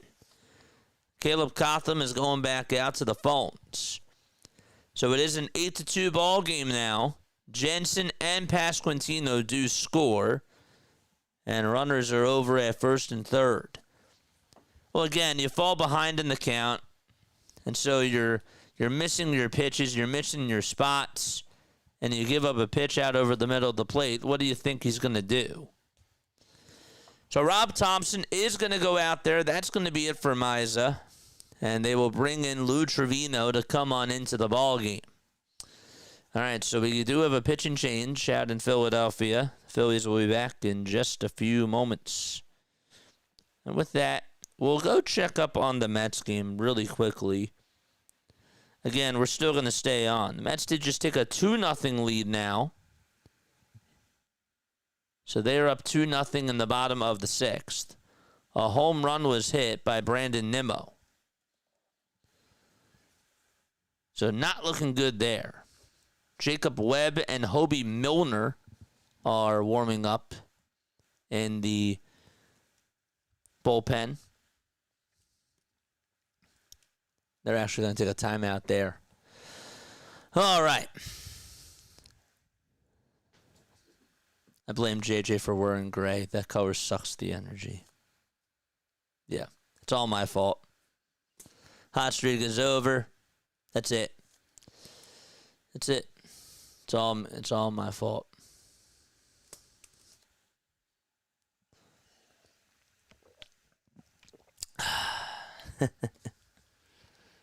You're funny.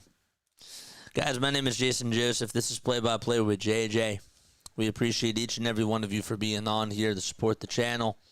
Hit that thumbs up button, subscribe to the channel, turn on the notification bell icons too, and that way you will know when we do go live.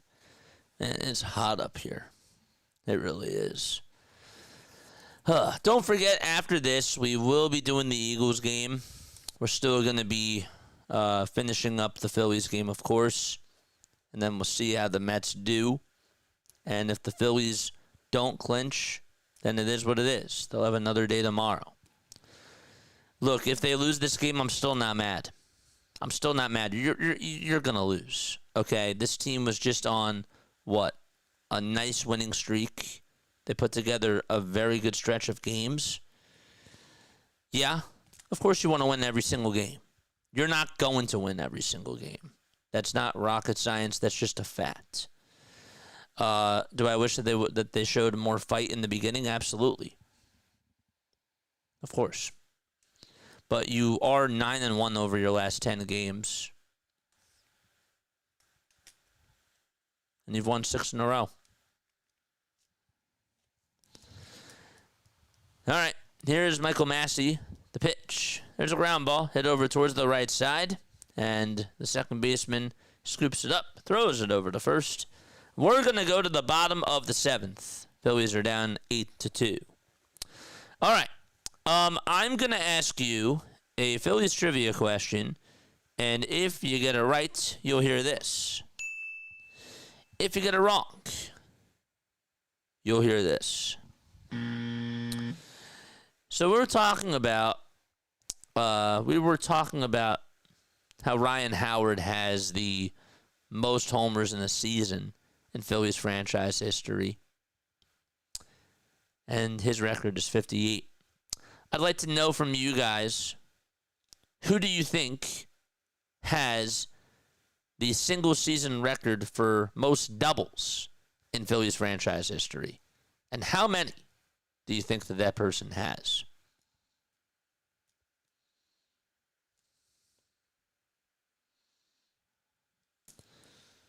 Which Phillies player do you think holds the single season record for most doubles in franchise history, and how many do you think does that person have? Correct. Correct, Jason. And that's not correct to the trivia. I'm just answering this question. Audio listeners. Anybody? Yes. Utley? Callison? Dykstra 40? No. And no. Nope. Most doubles in a single season in Phillies franchise history.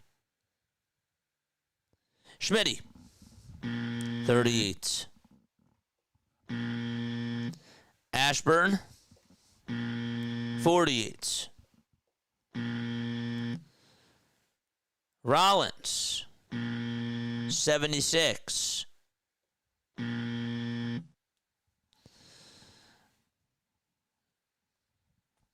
Keep going. Frank Rizzo. No. Give me Scott. Give me an educated guess. Vittorino. No. 39. Boa, 35. Worth, 38. 89. No. Pete, 36. Nope.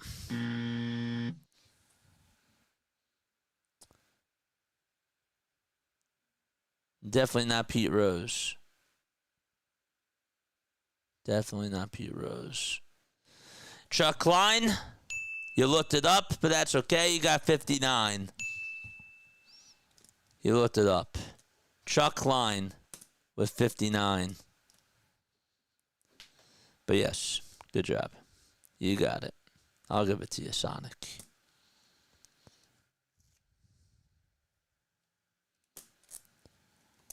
All right, JT is coming up. Bottom of the 7th, and the pitch is outside for a ball. Chuck Klein had 59 doubles. That was back in 1930. No other Phillies player has done that. 1-0 pitch. That is taken for a called strike to JT. Ed Delahanty did it 55. That was back in 1899.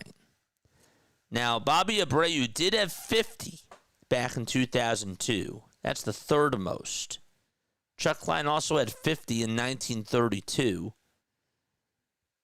Chase Utley also did have 48 back in 2007. Also, Ed Delahanty had 49 back in 1895. So Utley and Abreu were close, or were the closest. 2 balls, 2 strikes to JT.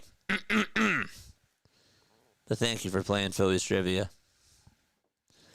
Next pitch, that's up high for ball 3.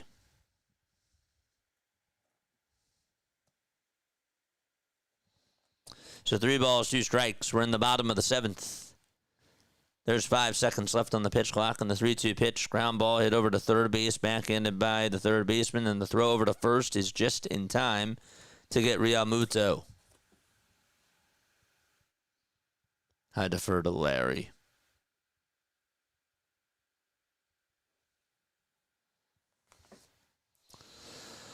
All right. So 1 away in the bottom of the 7th. Phillies down by 6. Cameron is still pitching. He has 89 pitches. Ever since that first inning, he has really settled down. Casty's up in the pitch. Foul ball. So the count is 0-1. Phillies aren't the only team getting blown out 8-2. The Baltimore Orioles are as well. Same score. They're playing Toronto. 0-1 is the count. And the pitch is inside for ball 1. 1 ball, 1 strike. Cameron comes set and deals. And Castellanos launches this one out to left field. It's slicing foul, though, and it will go out of play.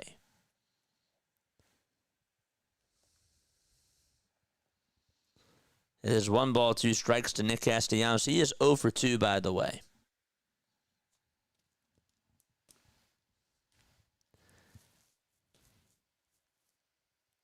The 1-2 pitch to Nick. That's low for ball 2. Phillies are 51-23 at home,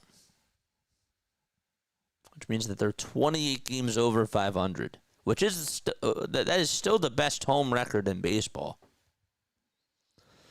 2-2 pitch to Casty, swing and a miss. He got fooled on the curveball there. He does a little bat flip, excuse me. There's out number 2 in the bottom of the 7th inning. That thing just went into the dirt.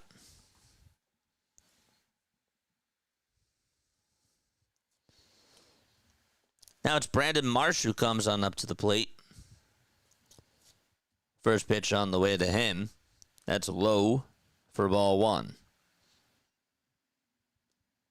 I assume that this will be Cameron's last batter that he faces.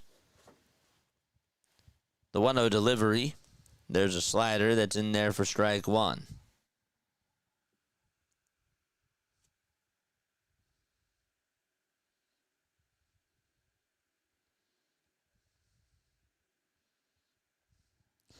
Next pitch on the way. Fly ball hit out over towards left center field. That's going to be caught by the center fielder, Mike Yastrzemski, for out number 3. And we are going to go to the top of the 8th inning. We'll be back in just a few moments. Don't go anywhere. Hi everyone, hopefully you're all doing well. For those of you who haven't heard, I'm hosting my very first charity stream on September 18th and September 19th to support the Familial Dysautonomia Foundation in honor of my brother Mitchell, who passed away from this disorder 5 years ago. So how the schedule is going to work is like this. On the very first day, we're going to be streaming for 15 hours. During the first 3 hours, I'll be talking about familial dysautonomia, sharing stories about my brother and what he dealt with on a day-to-day basis, and just raise as much awareness as we possibly can.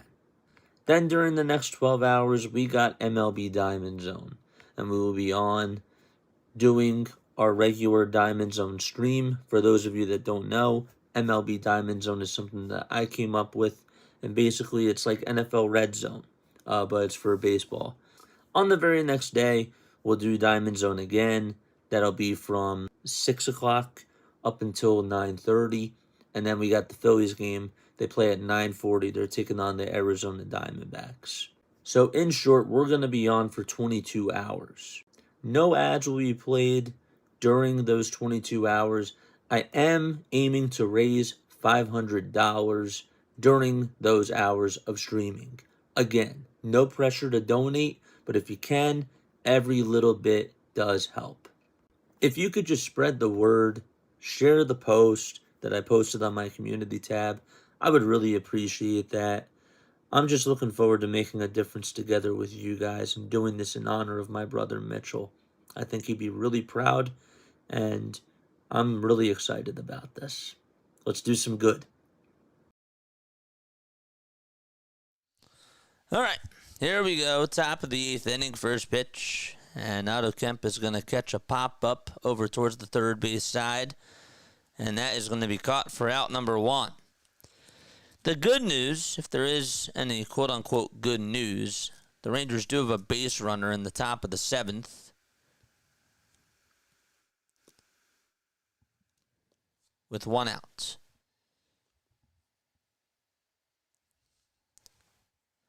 Top of the 8th in the pitch. That's taken inside for a ball. Jack Caglione is up. He's 1 for 3 with a 2-run homer back in the 5th. Here's the 1-0 pitch. That is taken just a bit inside for ball 2, according to the umpire. Don't forget to hit the thumbs up button and subscribe to the channel, folks. And turn on the bell icons. 2-0. That misses high for ball 3. Trevino on the mound. Pitching for Philadelphia. There's 5 seconds left on the pitch clock, and the 3-0 delivery is in there for strike 1. It's at 96 miles per hour. It's a big series coming up for the Phillies this week. I mean, they got 2 big series, but the one against the Dodgers obviously is huge. 3-1 is in there for strike 2.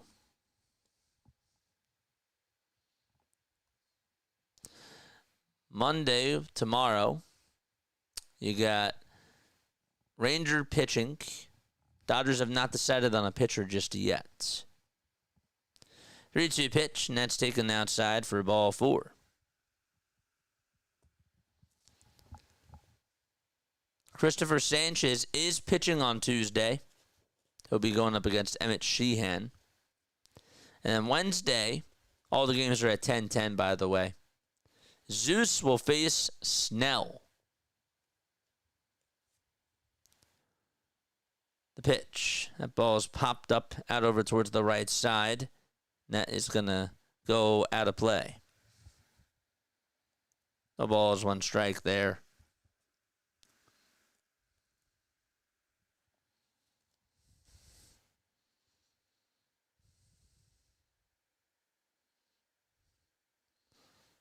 Gotta turn that off.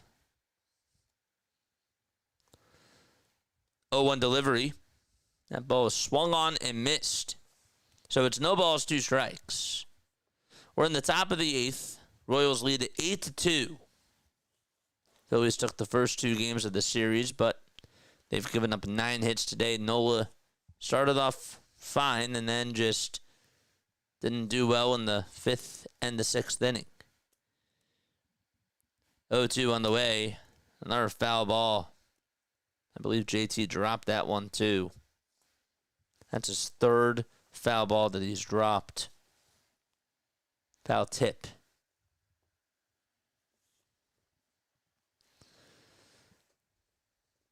The ball is 2 strikes. The 0-2 pitch. That's up high for a ball.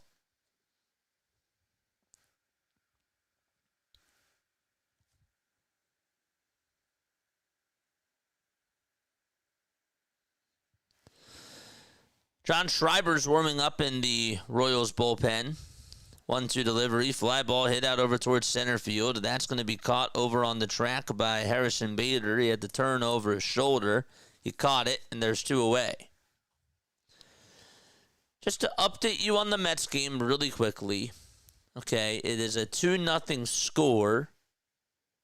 And the Texas Rangers do have a runner on at first and second. They're in a pitching change right now.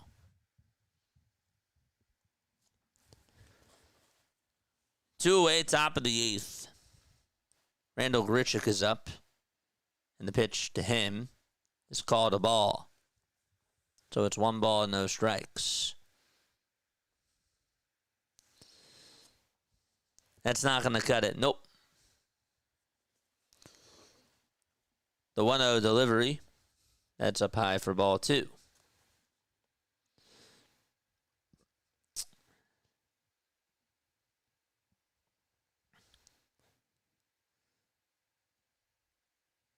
I say the Phillies sweep the Dodgers. I said it. They sweep the Dodgers. Suarez Monday.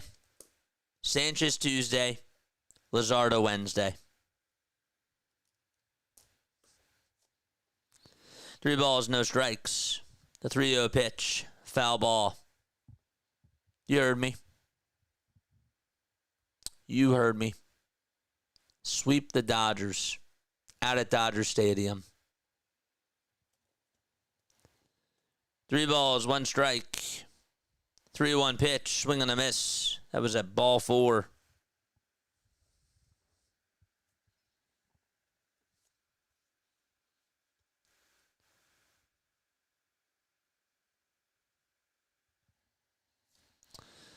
Three-two. That ball's popped up. Sit out over towards the right side. And Wilson's there. Will make the catch. All right, let's go to this Mets game really quickly. The count is 0-2 to Wyatt Langford. And Langford just took a ball in the dirt. Paul says, I'm not sold on Luzardo beating L.A. Well, who's pitching that night is Blake Snell. The reason why I think that Luzardo does well is because I think that the offense will show up against Blake Snell.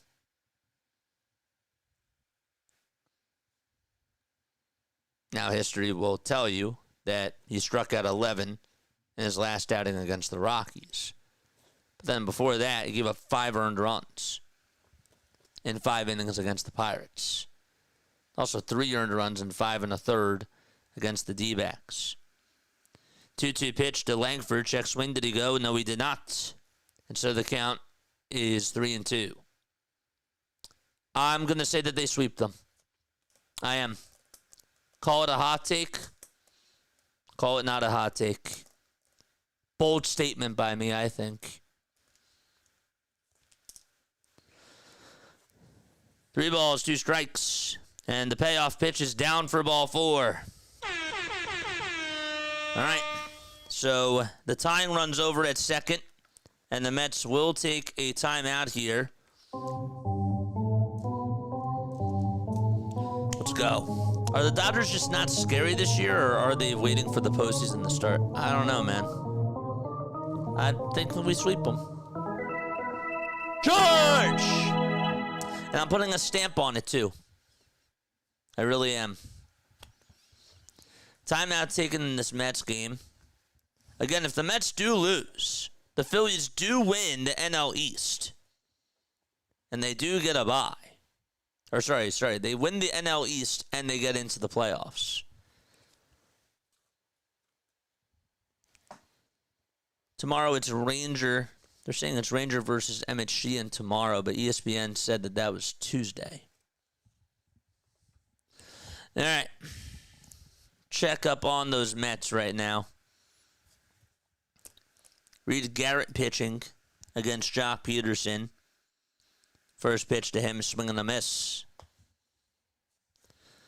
A golden opportunity here for Texas.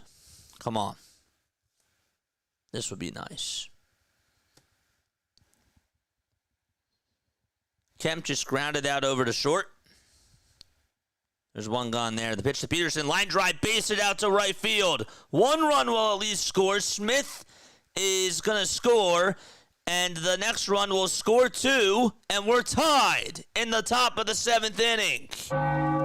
All right, Rangers tie it up. We'll take it. 2-2 game in the top of the 7th.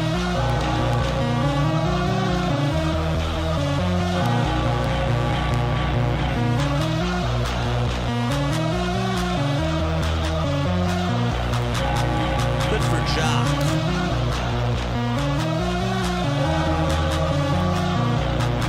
All right, Stott is up for the Phillies. The count is 1-0 to him. Again, if the Mets do lose, Phillies get the NL East. The pitch to Garcia. There's a fly ball hit out over towards center field.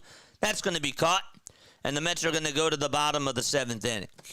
So Reed Garrett does give up the lead, and the Rangers tie it up 2-2. All right, and with that, we're just going to go back to the Phillies game. It's 2 balls, 1 strike. That is good news, though.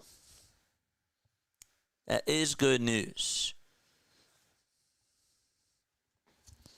2 balls, 1 strike. And the pitch to Stott. There's a fly ball hit out over towards right center field, and that ball is gone.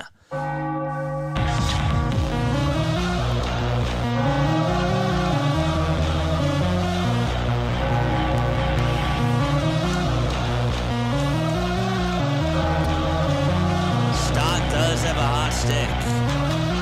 No way to sugarcoat that. Phillies down by 5.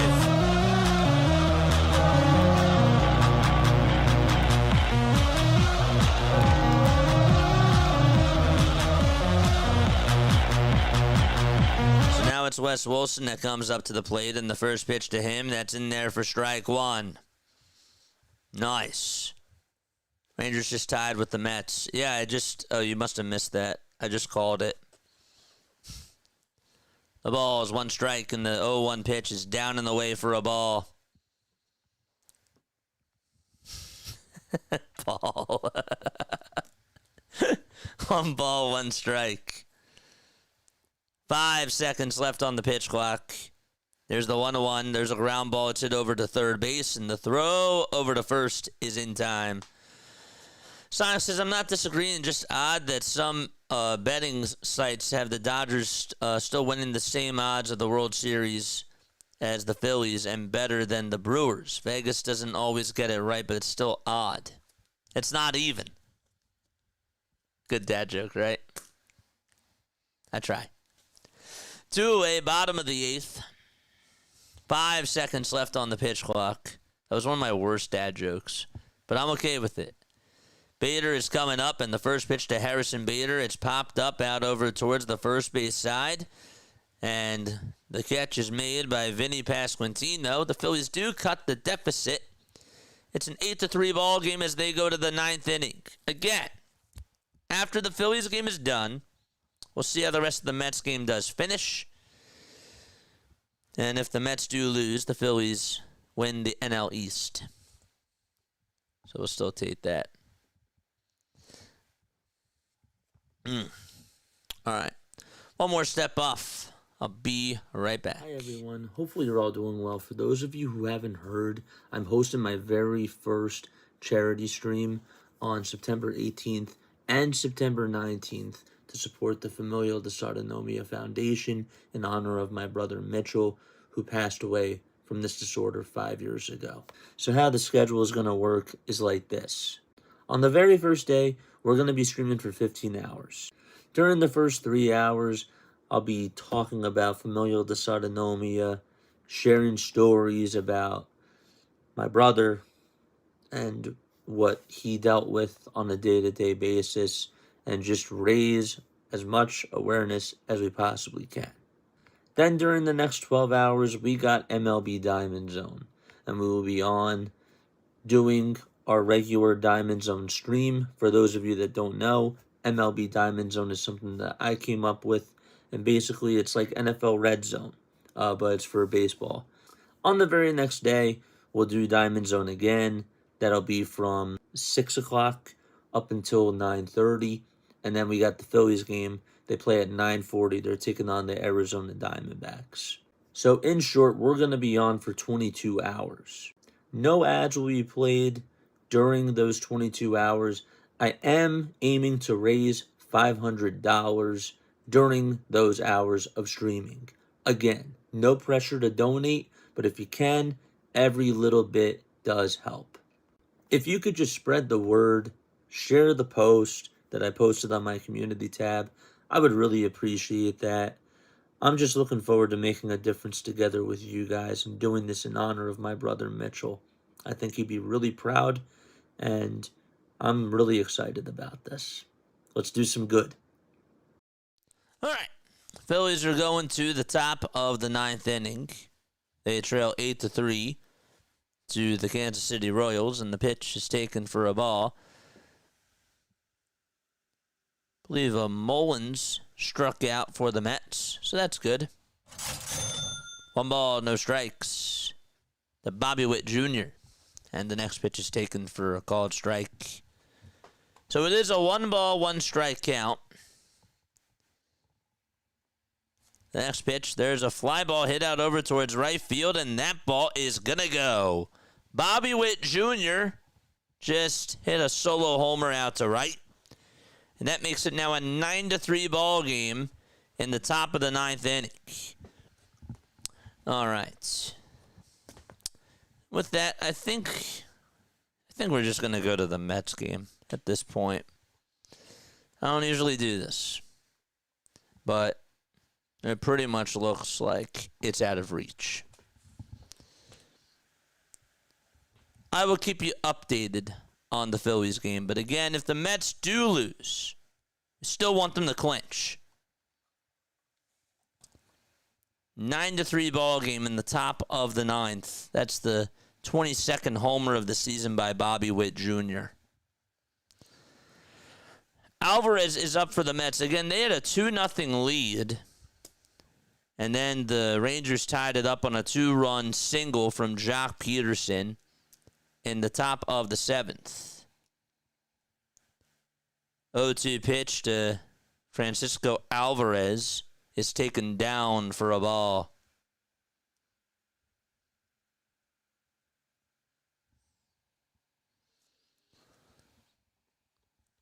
One ball, 2 strikes. Webb is pitching, and the 1-2 is grounded over towards the left side and through the hole for a base hit. So Alvarez does get on with a 1-out single for the Mets, and he is aboard. Phillies, well, the count is 2-2 to Vinny Pasquantino. Do a split. You mean a Diamond Zone edition? That's like what I do. But yeah. All right, the Rangers will make a pitch and change. So there's a break in the action anyways. Pasquantino is up, and he rips one down the right field line. That's a fair ball. That's going to go all the way towards the corner, and he will head on over to second base and get on with a stand-up double against Max Lazar, who's pitching for the Philadelphia Phillies. So a leadoff double by Vinny Pasquantino. Did I say a leadoff double? I meant to just say a stand-up double. Bobby Witt Jr. had a leadoff home run in this 9th inning. And now it's Michael Garcia who is up. And Garcia takes strike 1. It's no balls, 1 strike.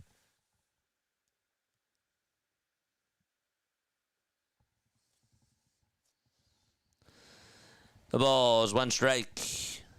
There's the 0-1, and that's way up high for a ball. Giants just scored? Wow. They're up 30-27 against Dallas. Ooh, boy. 1 ball, 1 strike to Michael Garcia.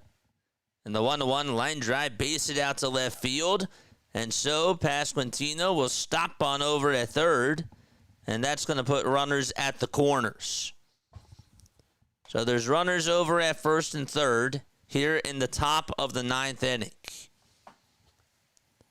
And nobody out. Again, the Rangers game is in a break. And we will go back there in just a few seconds, because they are tied with the Mets. Perez up at the plate. And he takes ball 1. Just not a good day at all by the Phillies.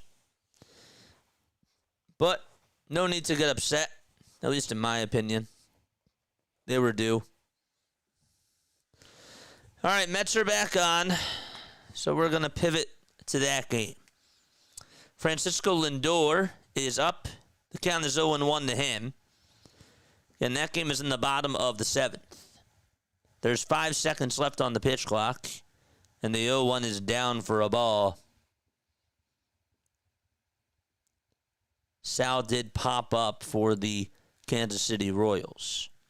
Hobie Milner is pitching for the Texas Rangers. All right, we got a clinch, man. 1-1 pitch. Ground ball through the hole again for a base hit, and Alvarez stops over at second. And so the Mets have their potential go-ahead runner in scoring position. Come on, Texas. Come on, dude. Up to bat for the Royals.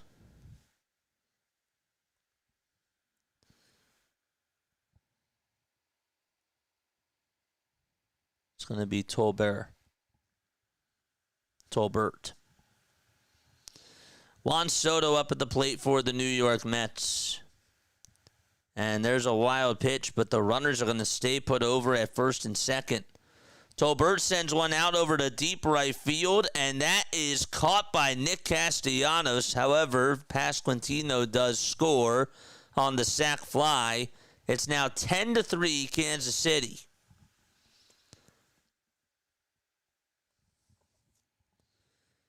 One ball, no strikes to Juan Soto, and the pitch, he pops it up. It's hit over towards shallow left field, and under it to make the grab is Wyatt Langford for out number 2.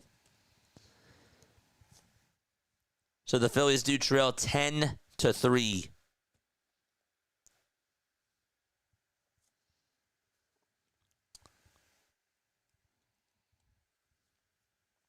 And now Pete Alonso is coming up. So Alonso is at the plate. Come on, Texas. Hold him off here. Hold him off. The pitch to Alonso, and there is a fastball down the middle for strike 1. No balls, 1 strike. For the Royals, they have Jonathan India up, and the count is 2-0. 0-1 to Pete. That's low for a ball. Let's go, Rangers. The 2-0 pitch. That ball is taken right at the knees for a called strike. 1-1 pitch to Pete. That's down for ball 2. Come on, we got to hope that the Rangers pull this out, man. I got to see this team clinch today, no matter what the circumstances are. I didn't expect it to have to be this way, but you got to do what you got to do. The 3-1 to India, that's inside for ball 4 in the Royals game. All right, come on. Strike him out. Get Alonso out here. The 2-2 on the way to Alonso. It's inside for ball 3. Man.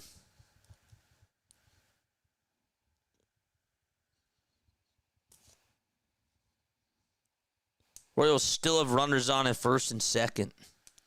3-2 to Pete. Foul ball.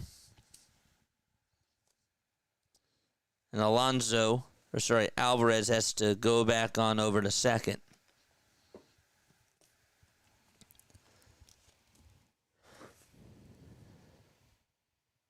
Jack Caglione did just pop out over to shallow left field, and the Phillies are going to go to the bottom of the 9th, down by 7. All right, the 3-2 to Alonso. Line drive, foul ball. All right, Jack, come on. Let's go, Rangers. Charge! Let's go, Texas. Come on. I'm getting antsy here. 3 balls, 2 strikes to Pete Alonso. 8 seconds left on the pitch clock. The payoff pitch. And there's a fly ball hit out to right field, and that is caught. A sliding catch by Garcia. And we're going to go to the top of the 8th inning, all tied up 2-2. Nice play by Garcia. All right. We're going to clinch. Let's go. Go Rangers, baby. I'm ready for it. Let's go, let's go, let's go. I'd rather we don't clinch today. What do you mean? I want us to clinch. What do you mean I'd rather we won't clinch today? Who says that? I want to clinch any day. If we have an opportunity to clinch, I want to clinch it. I don't know about you, but I'm taking an opportunity to clinch any day I can. Doesn't matter what the circumstances are. By the way, the Brewers are down by 1. So the Phillies, who are losing, obviously are going to need Milwaukee to lose if they want to still be within reach for that number 1 seed. So, but they were down 3-0. Now it's a 3-2 game there. Dodgers do play the Giants at 4:05, so they could also decrease that magic number if the Dodgers do lose, and that magic number would be for the bye. So, all right, Carlos Estevez is going to pitch against the Philadelphia Phillies for the bottom of the 9th. And we'll let you know how that does go. But the Texas Rangers are going to be coming back on in just a few moments.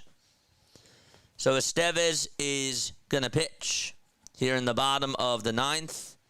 And he'll face Kyle Schwarber first. Estevez has actually put up pretty good numbers overall this season. Has a 2.45 ERA. Schwarber comes up. He just took strike 1.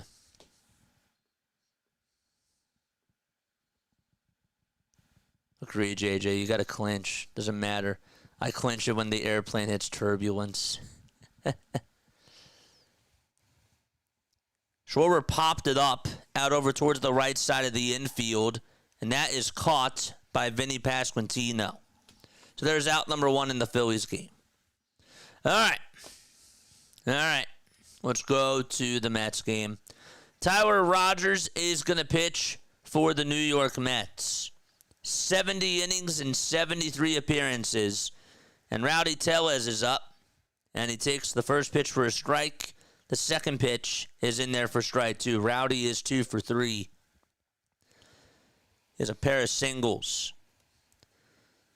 The ball is 2 strikes. And the pitch to Rowdy, there's a fly ball hit out over towards left field. That's going to be caught, though, by Brandon Nimmo for out number 1 in the top of the 8th inning. Relax, dude. I am relaxed.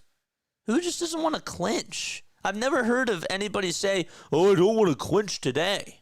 You have a chance to clinch. I want us to get in the playoffs, period.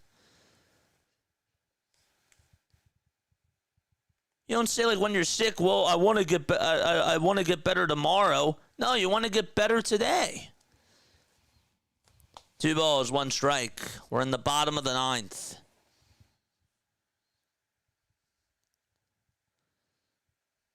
The 0-1, that's outside. That's taken for ball 1.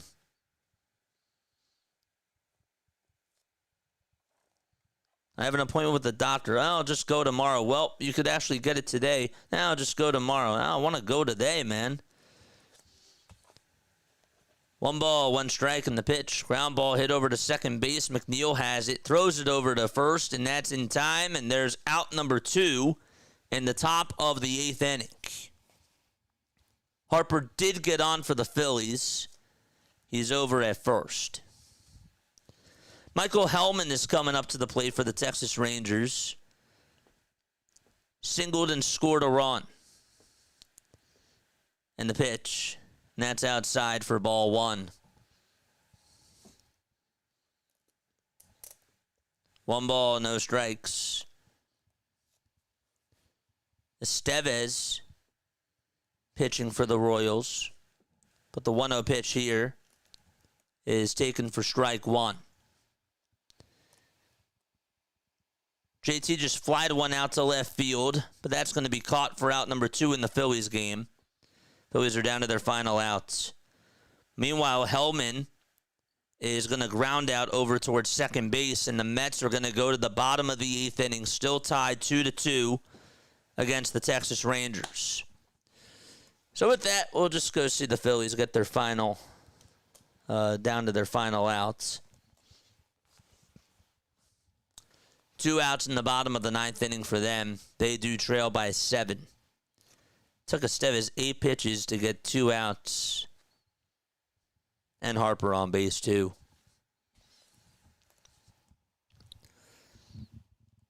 Trainer is checking up on Quatraro. Or is checking up on Estevez, and so is Quatraro. He's out there, too. Hopefully he's okay.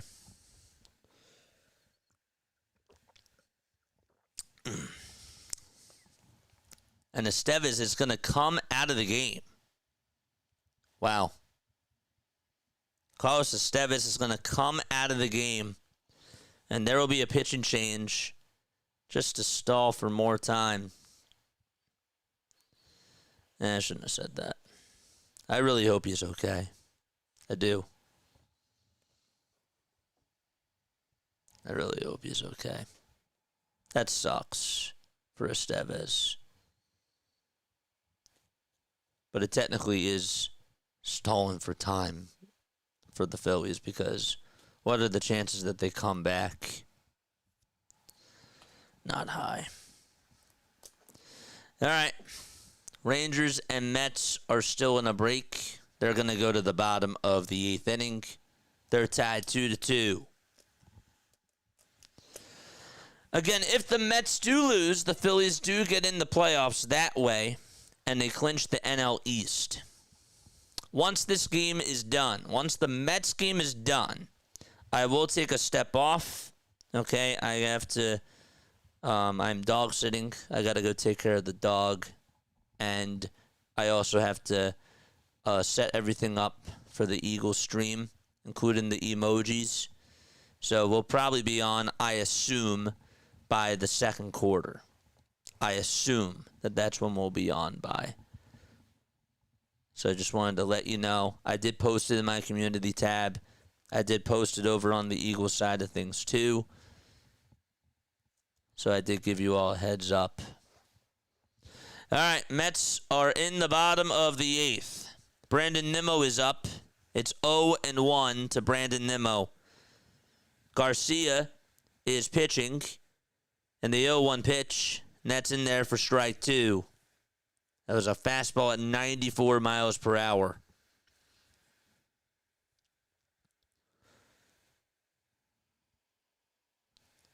No balls, 2 strikes to Brandon Nimmo. The 0-2 pitch, got him.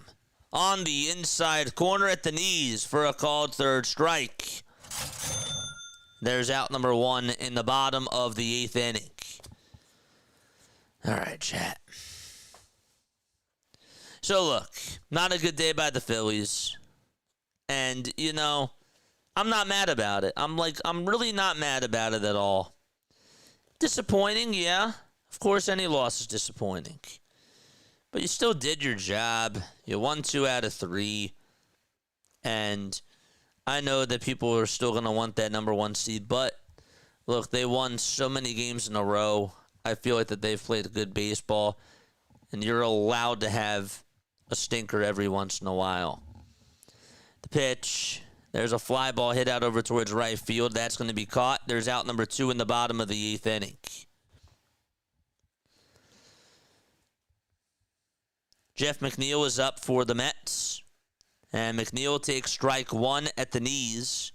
So the count is 0-1 to Jeff McNeil. He's 0 for 3. He's lined out, flied out, and popped out. No balls, 1 strike. The 0-1 to McNeil. That's in there for strike 2 at the knees. He will call for time.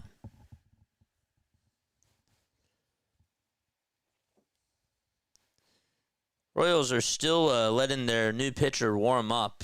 Again, he can take all the time that he wants. Because Carlos Estevez came out of the game. And again, hopefully he's okay. The ball is 2 strikes to Jeff McNeil in the 0-2 pitch. There's a ground ball hit over to third base. Going to be a tough play to throw over to first in time.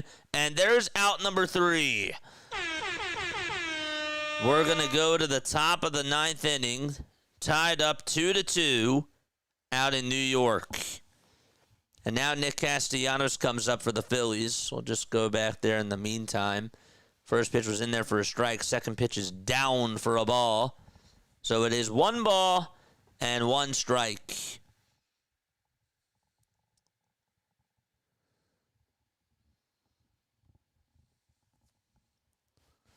Ten seconds left on the pitch clock. And the 1-1 pitch is inside for ball 2.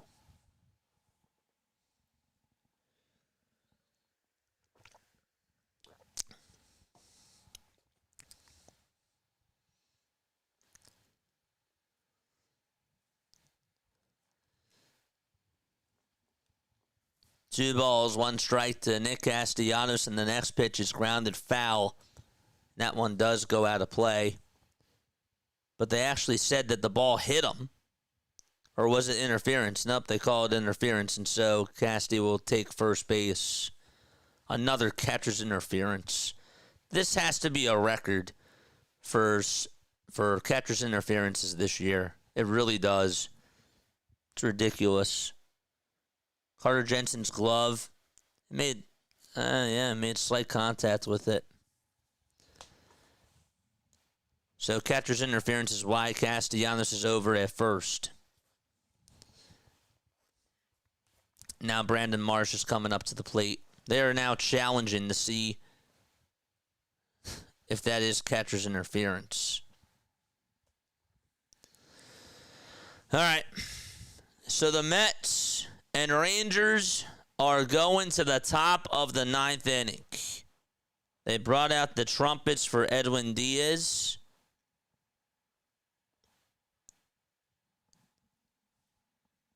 And Kyle Higashioka will lead it off. Diaz, this is not a save situation. He's 26 for 29 in save opportunities, with a 1.92 earned run average. Higashioka is up. We're tied 2-2 in the top of the 9th.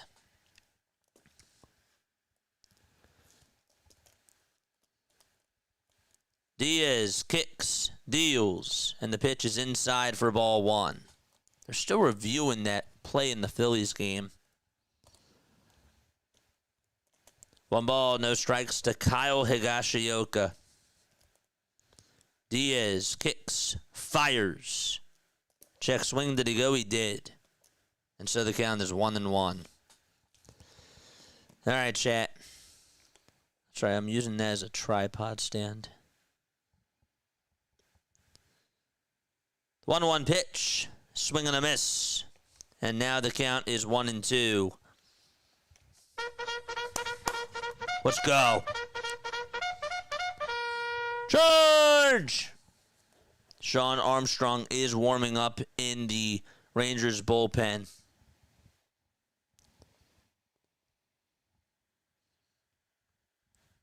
The 1-2 to Kyle. There's a line drive out to left field. That'll get down for a base hit. Higashioka gets on with a leadoff single. Attaboy, Texas. Kyle Higashioka gets on with a single. George! So Diaz gives up a leadoff single to start off the 9th inning out at Citi Field. The call in the Phillies game is actually overturned. That is not catcher's interference. And the count is 2-2. And the Phillies are down to their final strike. The pitch. And that is taken for a strike. The throw to second base is not in time. So the winning run, or the go-ahead run, is over at second base. Carlos Mendoza's not happy about something. Ezekiel Duran went over to second.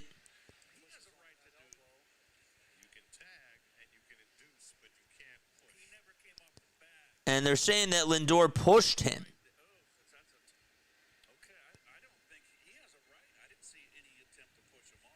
I didn't see an attempt to push off Ezekiel Duran. Really? They're saying that he pushed him late on the elbow. And that he may have came off over at second, but he's not going to win that argument.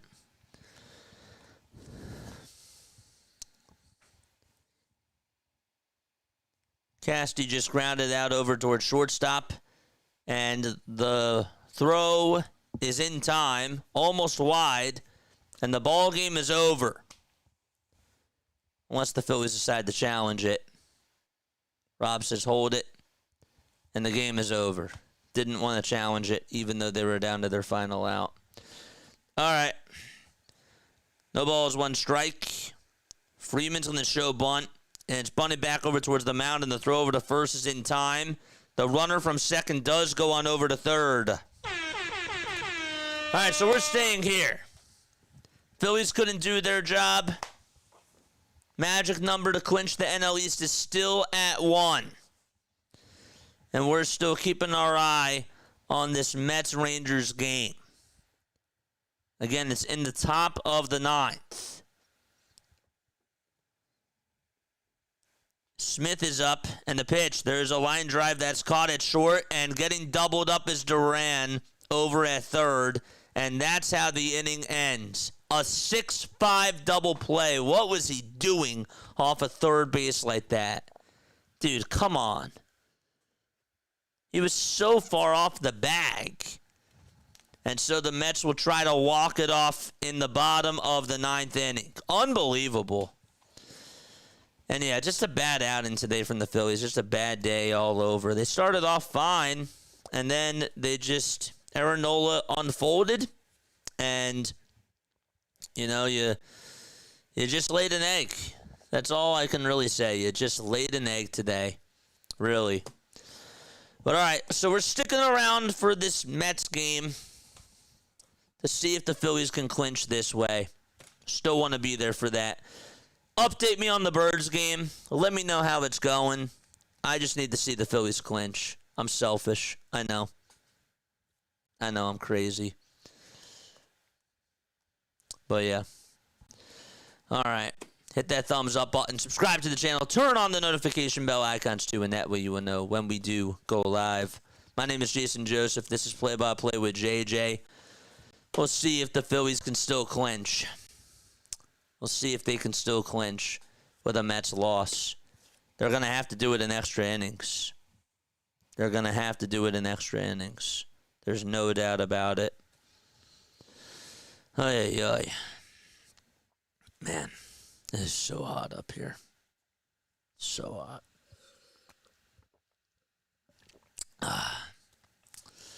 So after the game, after this Mets game is done, we'll take a break, and then we'll come on for the Birds.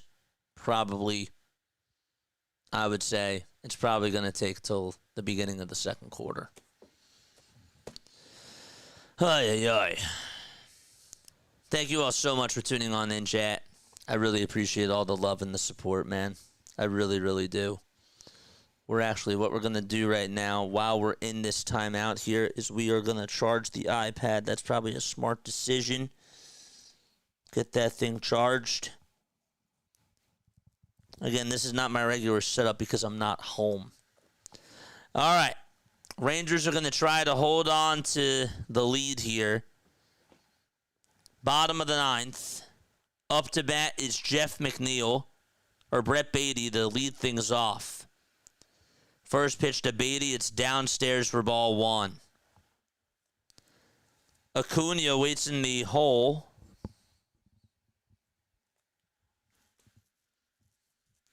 Just a disappointing night from the Phillies, but it was due. 1-0 pitch, foul ball. And so the count is 1-1 strike. Can the Phillies still clinch? 1-1 strike to Brett Beatty, who's batting .254 on the season.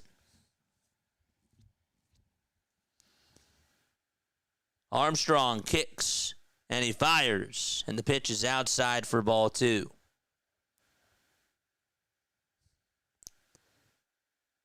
Ronnie Stanek is warming up just in case this game does go to extras. 2-1 strike to Brett Beatty. And the 2-1 pitch, foul ball. And so the count is 2-2.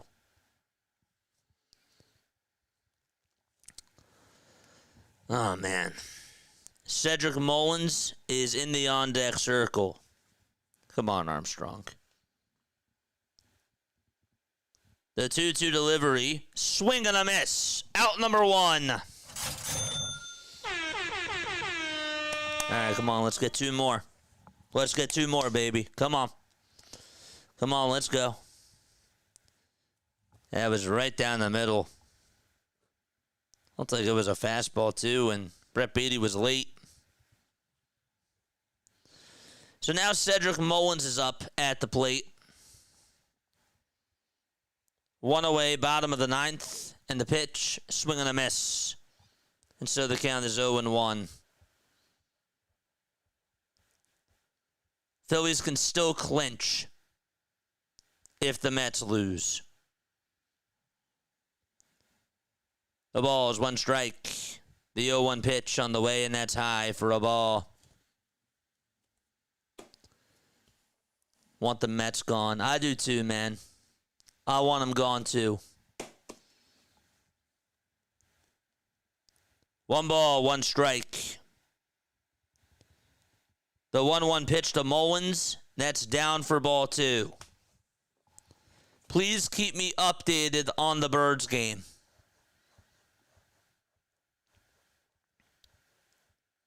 Please, please, please. 2-1 strike. The 2-1 pitch. Ground ball through the hole for a base hit. And there's a one-out single here in the bottom of the ninth inning out in Queens. Now, you got to watch out for Mullins because he's pretty fast. He can still steal. He's over at first. Francisco Alvarez, who has doubled, singled, scored a run, and walked, is coming up to the plate now. All right, come on. I understand it's a tie game, but 2 more till we go to extras. I didn't say tie. I didn't say 2 more till they win. But 2 more. Come on, they got to get out of it. The pitch to Alvarez, and that's off the plate for a ball. 1 ball, no strikes. Come on, man. Let's go. 5 seconds left on the pitch clock. The 1-0 pitch to Alvarez. There's a fly ball, and it's a foul ball.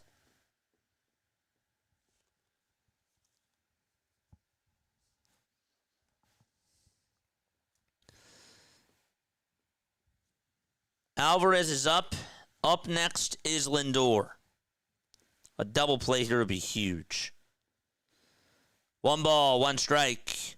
And the next pitch is outside for ball 2. It's now 2 balls, 1 strike here in the bottom of the 9th.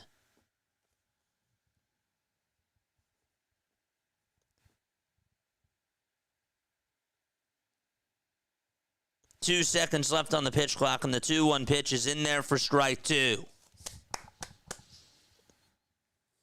Just at the knees.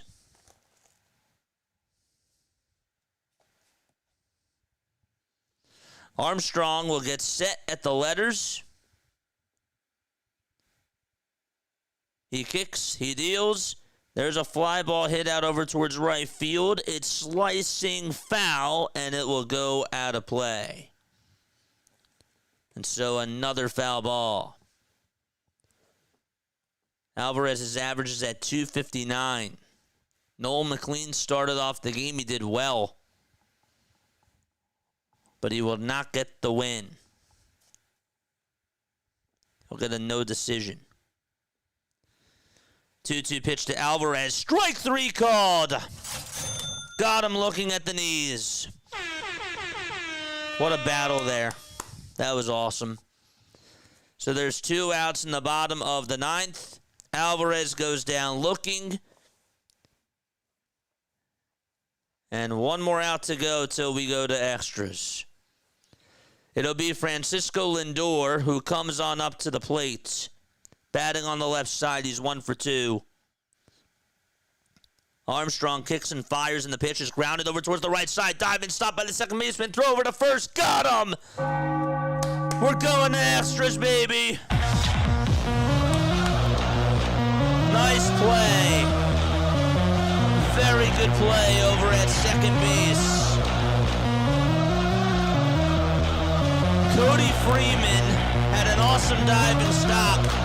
And it's time to go to the 10th. Let's go! Come on, Texas. Pull it out. Pull it out, baby.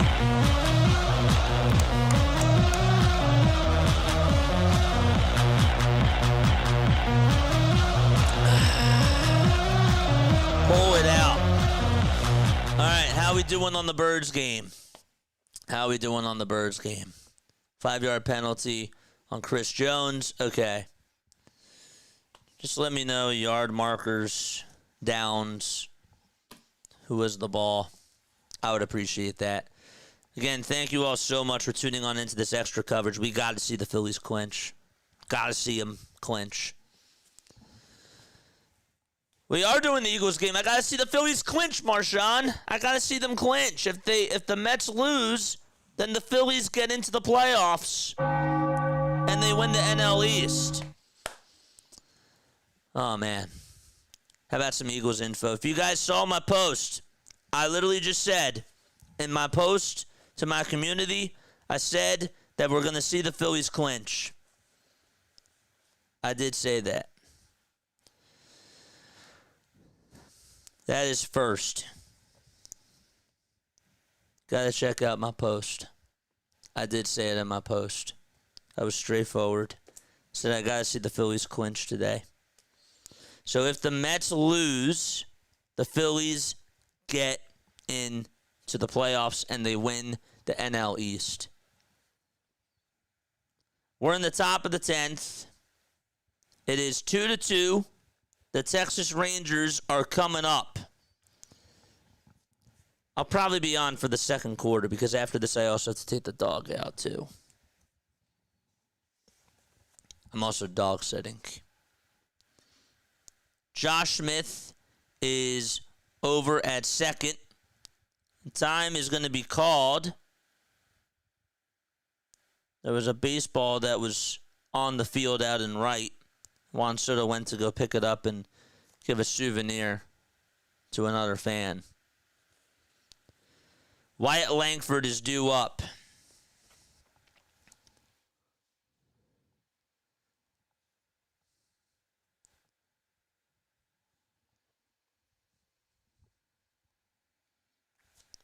One ball, no strikes to Wyatt Langford. Here in the top of the 10th. I got to see them clinch.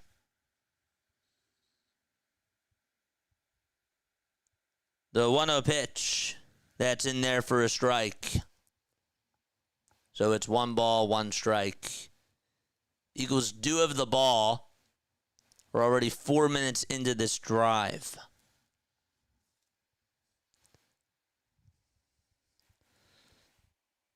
One pitch. There's a fly ball hit out over towards center field. That's going to be caught for out number 1. Smith will tag up from second. He'll head on over to third. And so, 1 out in the top of the 10th.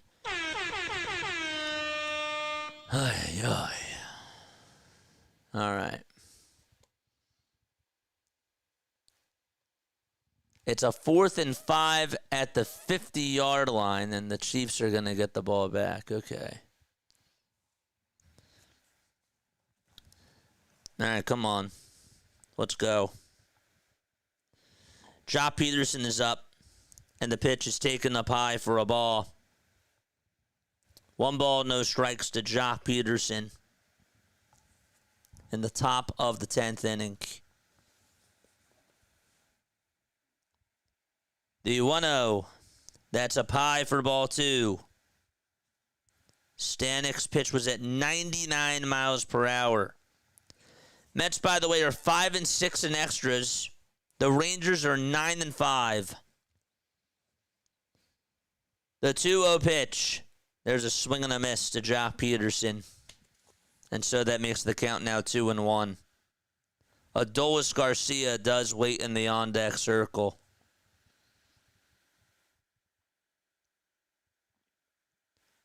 The pitch. It's up high for ball 3. And so the count is 3-1. Come on, let's go. Get that run. Get that run, baby. Come on. 3-1 pitch. Foul ball. That one goes back towards the screen. Adolis Garcia waits in the on-deck circle.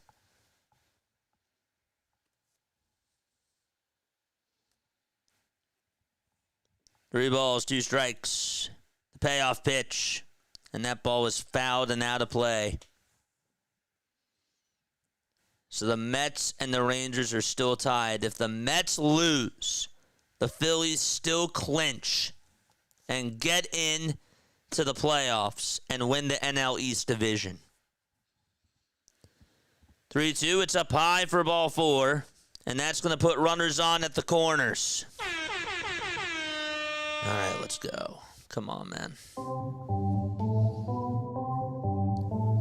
Let's go, chat. Let's go, Texas. Charge! So we have a timeout taken here. What's the clock at? 9:43. 6 plays, 19 yards, and a punt. Chiefs, on the other hand, 3 plays, 7 yards at just 48 seconds. Here comes Garcia, and he takes strike 1 right at the knees. No balls, 1 strike to Adolis Garcia, who's 3 for 10 in his career against Ronnie Stanek.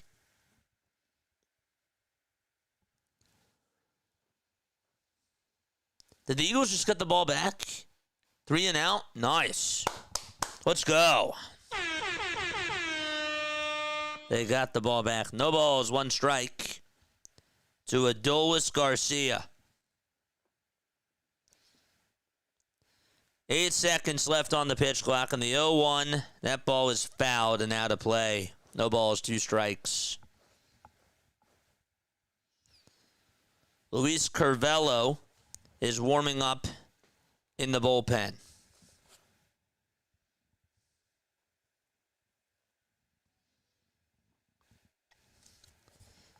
No balls, 2 strikes. The 0-2 pitch. Check swing. Did he go? He did. And there's out number 2. Oh, that's a big out there. So 2 outs in the top of the 10th inning. Garcia definitely did go, without a doubt. They didn't even have to appeal. Umpire said, "You went." And he did.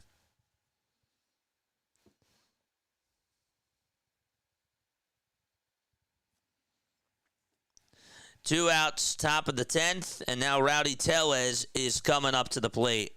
Come on, Texas.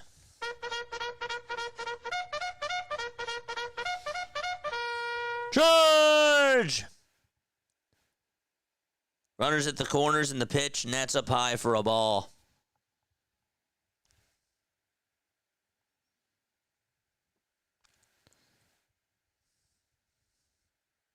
One ball, no strikes. There's 8 seconds left on the pitch clock. And the 1-0 on the way, and that's taken for strike 1.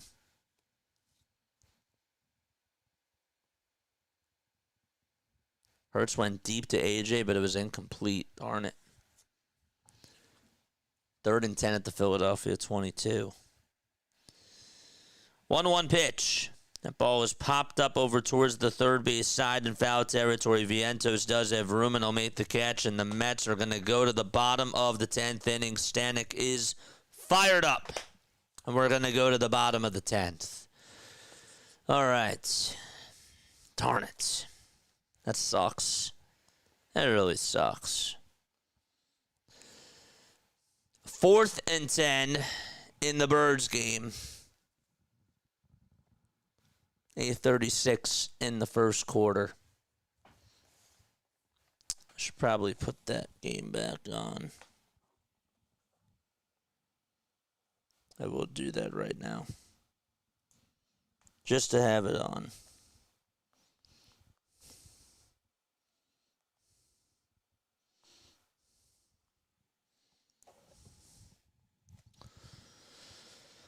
Hit that thumbs up button. Subscribe to the channel if you have not done so already. Not looking good for the Rangers here. Not looking good for the Phillies. Oh, well, if they clinch tomorrow, they clinch tomorrow. Still have to see it. I had to be on to see it.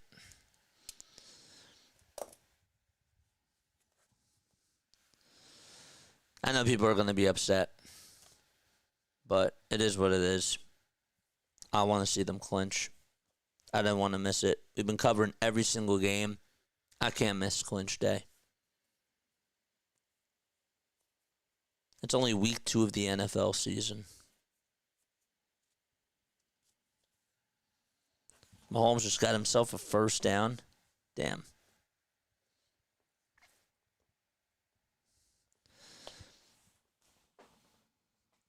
Darn it. Come on, stop him.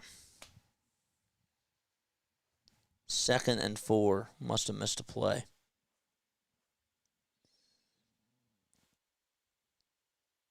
Yep, they handed it off. It was a 6-yard run. All right, they're going to intentionally walk Juan Soto as we start off the bottom of the 10th. So Soto is intentionally walked.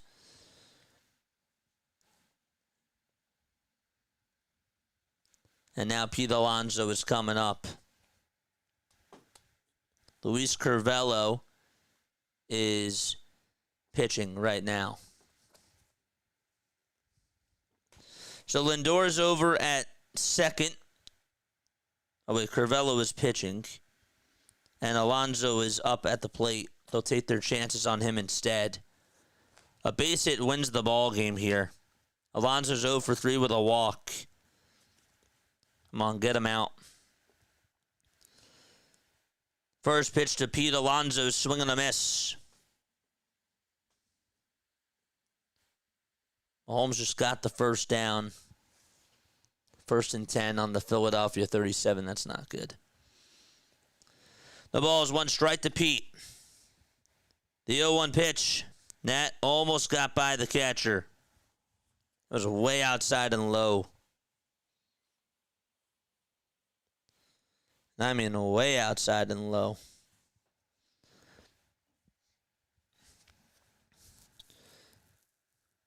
Come on, get him out. Mahomes hands it off again, and taken down in the backfield is Pacheco. Nice play. The pitch, there's a fly ball hit out to right field. Ball game over. Alonso walks it off. And so an opposite field 3-run homer wins the ball game for the Mets, and that is the ball game. So the Mets win, the Phillies lose, and the magic number is still at 1 for the Phillies to clinch the NL East and get into the playoffs. All right. Well, that's going to wrap it up for me. All right. Give me a little bit. I got to go take care of the doggy, and then I got to switch things over. So let me actually change the time on Restream. I will make it for 5:10. Let me do that right now. I didn't think it would take that long. But yeah, let me do that now. Again, thank you all for being patient with me. I really do appreciate it. Too bad. Too bad. Get him tomorrow. We'll get him tomorrow, man. All right, so we'll set it for 5:10. Set it for 5:15. Because I got to get everything else in order, too. All right. I might come back on a little bit earlier than that. But all right. I'll see you in just a little bit. All right. Thank you all so much for being on here. I'll catch you all in a little